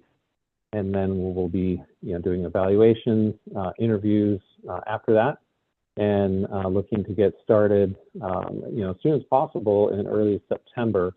One thing with this procurement that we looked at is kind of splitting out the scope and having a preliminary scope on a smaller contract. It's related services contract, because we went after Wells. We had a big discussion about the procurement, and really we didn't want to be competing with ourselves going out at the same time, and also putting that burden on the contracting community if they have to respond to two at the same time or choose one over the other. And so we staggered the process, but that's just pushing our process a little bit later. And so we're just doing some creative contracting really to get the team on board to do that first estimate, which is really just a smaller contract to do the first estimate. And that gives us full time to negotiate the main contract for the full pre-construction, CMGC contract and the pre-construction services, which probably will take us into October. And then we'd be really missing our milestone of needing to have cost estimates done during schematic design, so that we can go through that process of reconciliation and creating a pathway to budget so we can approve schematic design. And so so we kind of need to jumpstart a little bit on that contract. So looking forward to having that happen and get that going. Otherwise, we're just ongoing schematic design and looking forward to folks coming back to school. I know that my son's not looking forward to that, but we're looking forward to people coming back so we can have more engagement with the community and the students on the design. I think that's about it. If there are any questions. not a question, but I do appreciate the way you're trying to stagger it, because if you think about it, you picked Hoffman and Bora, they were your number one choice. You'll probably get the same people. So now you'd be picking your number two choice for the next project. And so I think the way you're putting it together is a good way to try to avoid, try and still get the best you can for that other school. Good. It's good. Yeah, and some of the things that we heard that perhaps, we saw one contractor propose on Ida B. Wells that we haven't seen before, and that we had heard that there was kind of maybe more interest in that project than there is for Cleveland because it is more complicated. It's more of an urban site, and not all contractors are really interested in that kind of work. Of course, we do know of a few that are very interested, and I'm sure some, that proposed on Wells will be coming back to Cleveland, and we'll see, maybe we'll get some new faces as well. Great. Where are the students going during construction? They'll be going to the Marshall campus, where currently the Benson program is now. So the Benson program is moving out of Marshall, and so that's where Cleveland would go. Is there work you have to do at that swing site that we had to do for Benson, or they can just move right in and go to school up there? Well, we've done work for every program that's moved to Marshall in some form or fashion. So there's been a lot of improvements done over there. It's actually a really sort of well appointed school and campus, and also with the athletic facilities that are there. So we have a little bit in our budget to, for some swing site costs, but we're not anticipating too much. But we'll be touring, the facility this fall. Let some time for the Benson program to get moved out of there, and we'll be going there and seeing. I think it's going to be more of like, okay, these great shop spaces that the Benson program used. We're concerned if the Cleveland program gets in there, that they're going to want that when they come back to Cleveland. Like, well, no, that's not part of your program. But so there may be, who knows? And there's equipment that's being moved also out of there. So there's a lot to consider, but there may be some improvements. But I would expect minimal. There's sort of a discussion happening right now about operationally what will we be doing with the Marshall campus in the meantime, because it won't be occupied by a high school program in between Benson moving out and Cleveland moving in. And so the operations department is still making that recommendation on analyzing some options and making a final recommendation. So we're not really sure how it's going to look in the intervening years. Thanks. Thanks, Eric. You're welcome. Thank you. Thanks, Eric. That was the last project update. And so the last thing on the agenda that I wanted to go over is a review of our bond performance audit recommendations and our progress on implementing those things. And I'll just preface this by saying that as I've transitioned into the role from after Marina leaving, there are certain items on this bond implementation list that I've become really up to speed on, and there are other ones that I'm still working on getting up to speed on. And I wanted to let you all know that we are going out soon for an RFP for a program manager to kind of come in and help me. And one of the things that I foresee that they will be able to help with are some of these audit recommendations that represent kind of administrative projects that we need to be planning for, running, and executing, and then completing. So it is something that's of importance on my list, and I think I need some help to get it done, basically. Marina was very, very productive, and I can be as productive as her, but it's going to take a minute, and I'm kind of redesigning the role and figuring out what kind of help I need in order to get there. Well, that's good to hear, Stormy, because I know that's a long list, and there's been a lot of items there like languishing, that just weren't a priority with all the things going on. So to have somebody that could focus in on that and then prioritize it, because it was just, you know, going back, you know, however many years. It's Right. I imagine.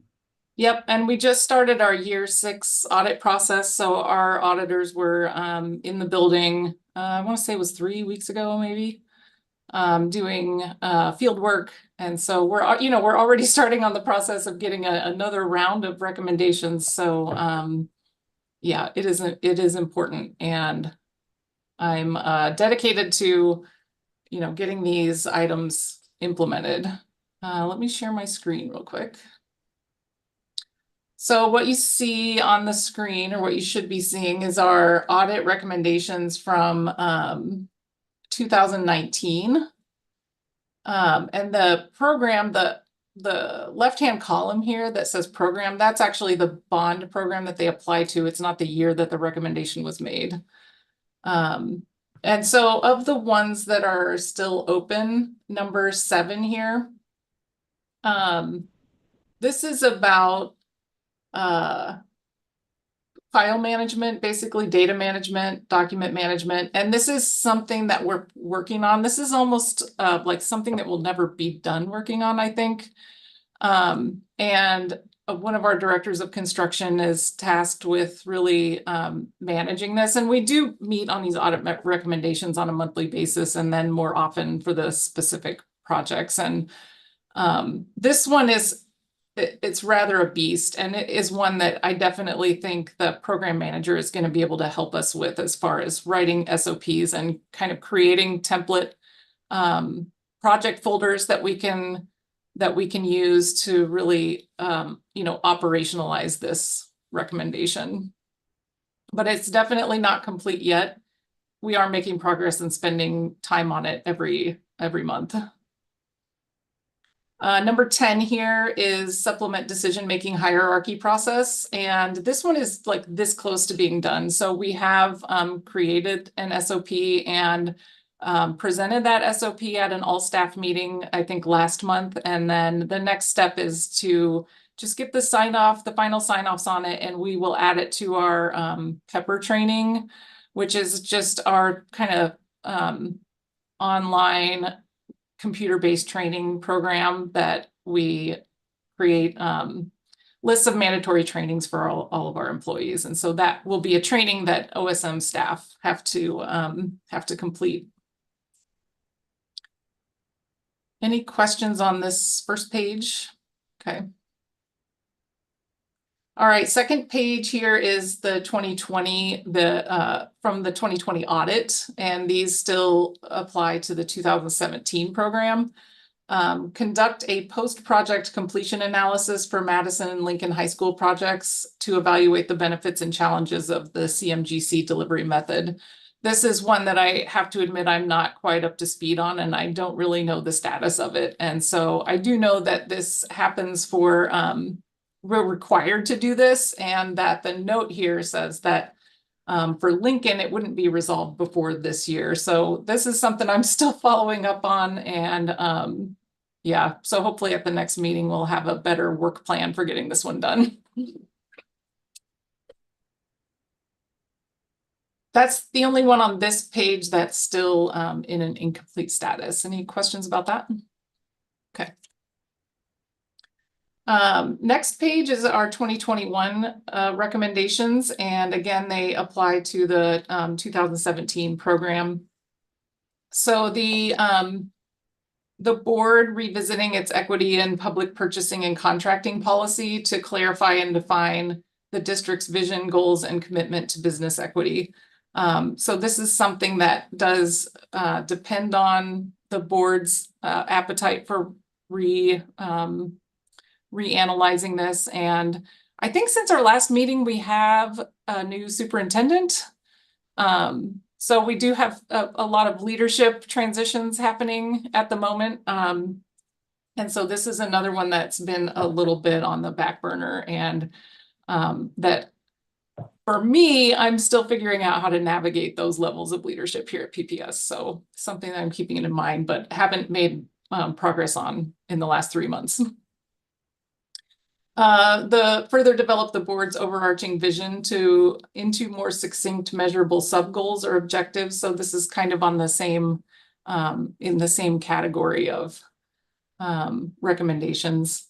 Number 3, the cost benefit analysis of available business equity strategies, such as those outlined in this report, and include considerations such as long-term versus short-term strategies, direct versus intangible investment type strategies, and unintended consequences. So these next 3, 4, and 5, I'm working on with our equity program manager, Avtar, and we meet on these things and make progress on them every other week. And so they're not in a complete status, but we have written an SOP to analyze our strategies and to how we will measure those cost benefits, because it can be a little bit, some of it's a little qualitative and it's hard to quantify some of that.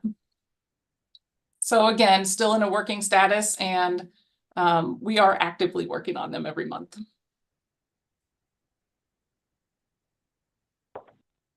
Our 2022 recommendations.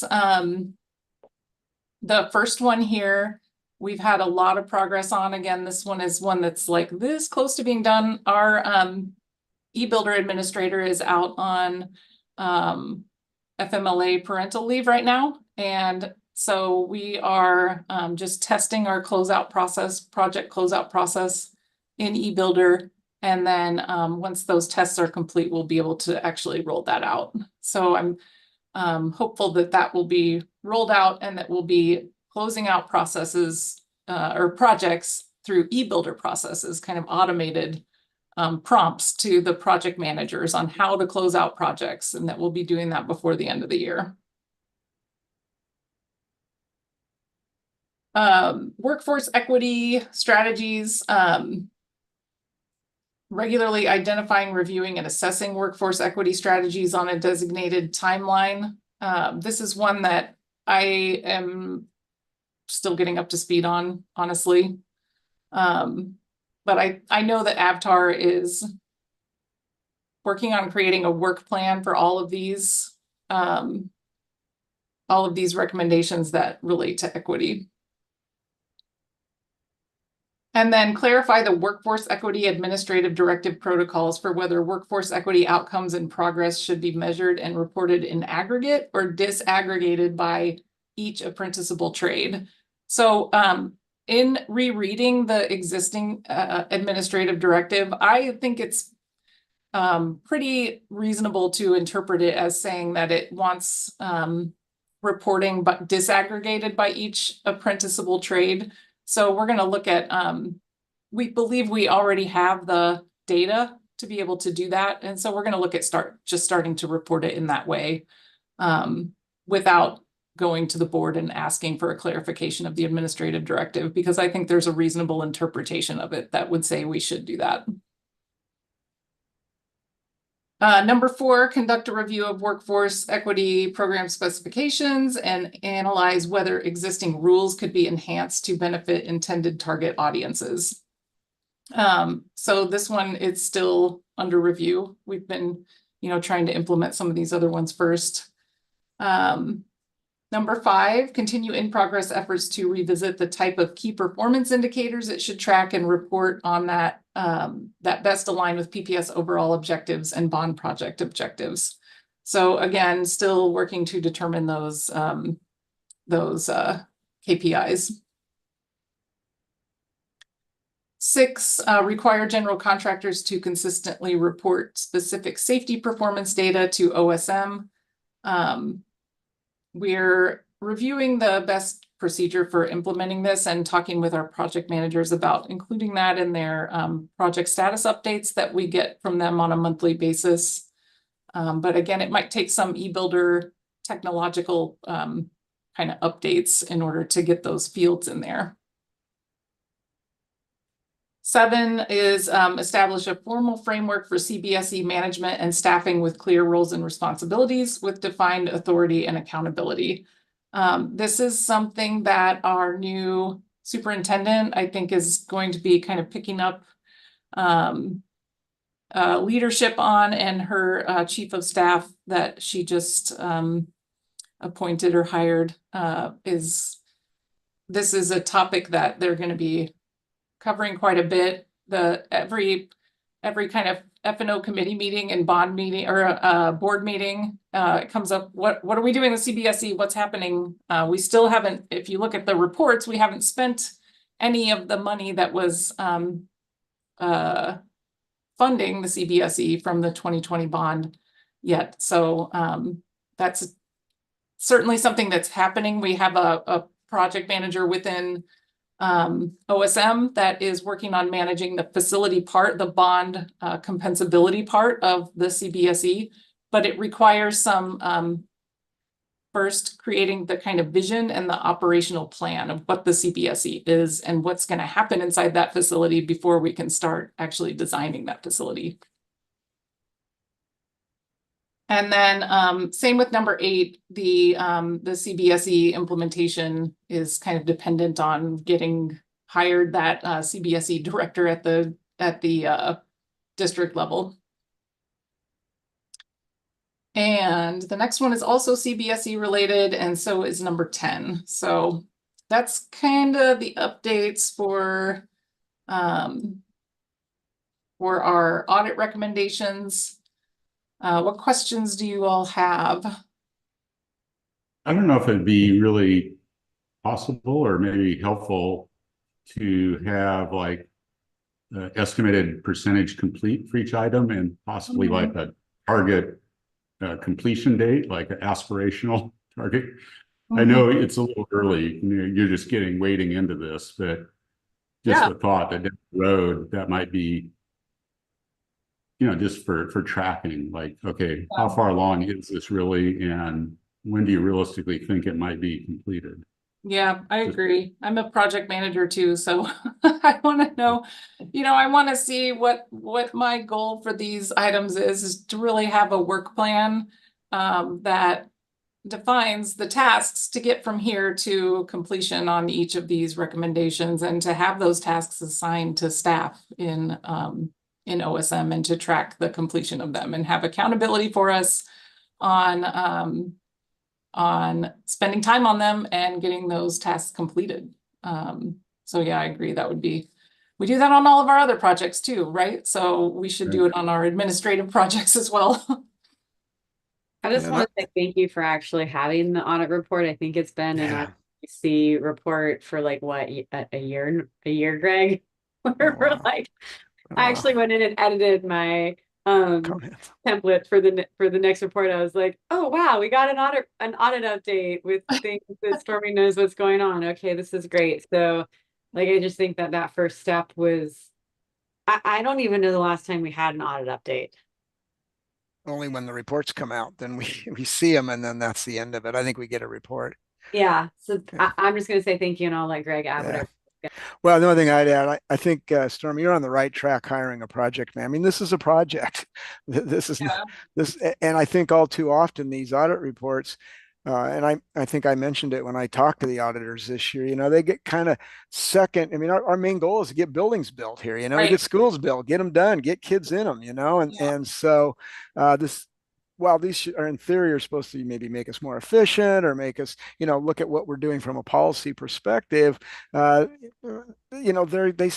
tend to get, a little bit pushed behind. And so I think you're on the right track of having somebody manage this thing just like you have managed the schools. And I think at the end of the day, hopefully these audit recommendations do provide value to not only the school district, but the community at large. And so I applaud you for taking that approach, and I applaud you for bringing it to us so we can see it. And Sure. And it may be that, if there's a group of these, I know that there are several on equity. That was one of the main audit areas for 2022. And so maybe when we get that work plan kind of created to address all those equity recommendations, I'll have Avtar come in and kind of do a presentation on our status and, what those, what the implementation entails, like what are we doing to change our processes or our procedures or our reporting to implement that audit recommendation, and perhaps the same with the CBSE in the future. Just have somebody do a targeted presentation to you all on those CBSE recommendations in particular.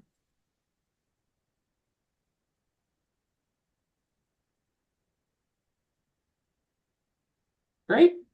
Well, I know last time we met at the end, Dan did a bond planning presentation, and then we had kind of set up another meeting to continue the bond planning discussion. Those discussions will be delayed because we have delayed the actual bond, the next bond measure vote. And so he will be setting those up again. We'll pick that back up kind of after some more work sessions with the board. I think that he'll be setting those meetings up again with you all.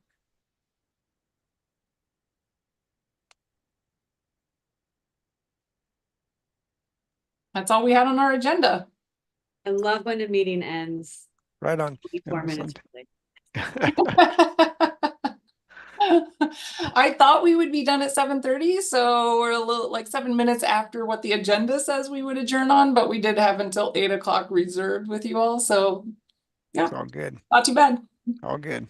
And then we have a meeting October 23rd, Yes. 23rd, and we're going Yeah. to try to have that at Benson. Benson. Great.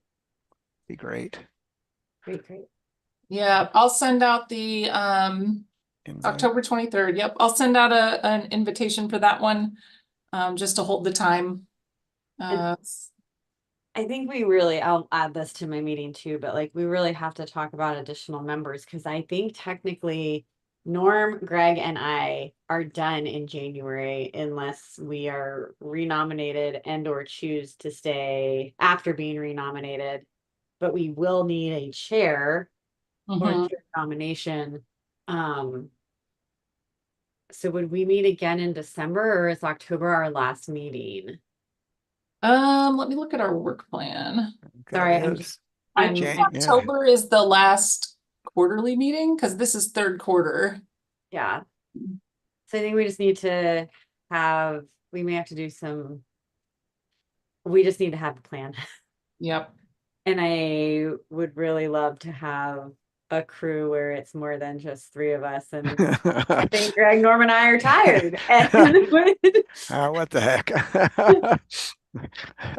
Actually, I think I don't know, Greg, I think my term might have expired, and Dan, I had a discussion with him and he I asked me think- if I wanted to stay on. I said, yes. So, yeah. Yeah, I think mine did too, because he asked Yeah, me I a think- year ago. yeah. Oh, So I don't great. think, Kara, I don't think I'm up yet. Oh, good. So I'm up. I So think it's- Kara's was like unlimited, like lifetime. I keep That's saying right. that is not the way this works. I've read it. I mean, I'm happy to stay on, but I just think that we need to follow procedure and figure out what that looks like. Yeah, I agree. Yeah. I agree. We need a recruitment. Yep. I will mention it to Dan that it came up. Yeah, he's Again, aware. I'm gonna add it again. It's been in my report indefinitely. It Yeah. will stay there. So just wanted to again express it for the good of the order. Yeah, no, you're right. Okay. Okay. And make sure we get those invites on September 14th. I'll come wearing my birthday tiara. Yeah, me and not too. wear- I'll be You'll be there. on the list, I promise. You'll be on the list. All right. Your mom's like, we'll give you a birthday high five. Little cake. Thank y'all. Bye-bye. All right. Thanks, Yeah. everyone. Have a great All night. right. Thank you all. Thanks. Thank you.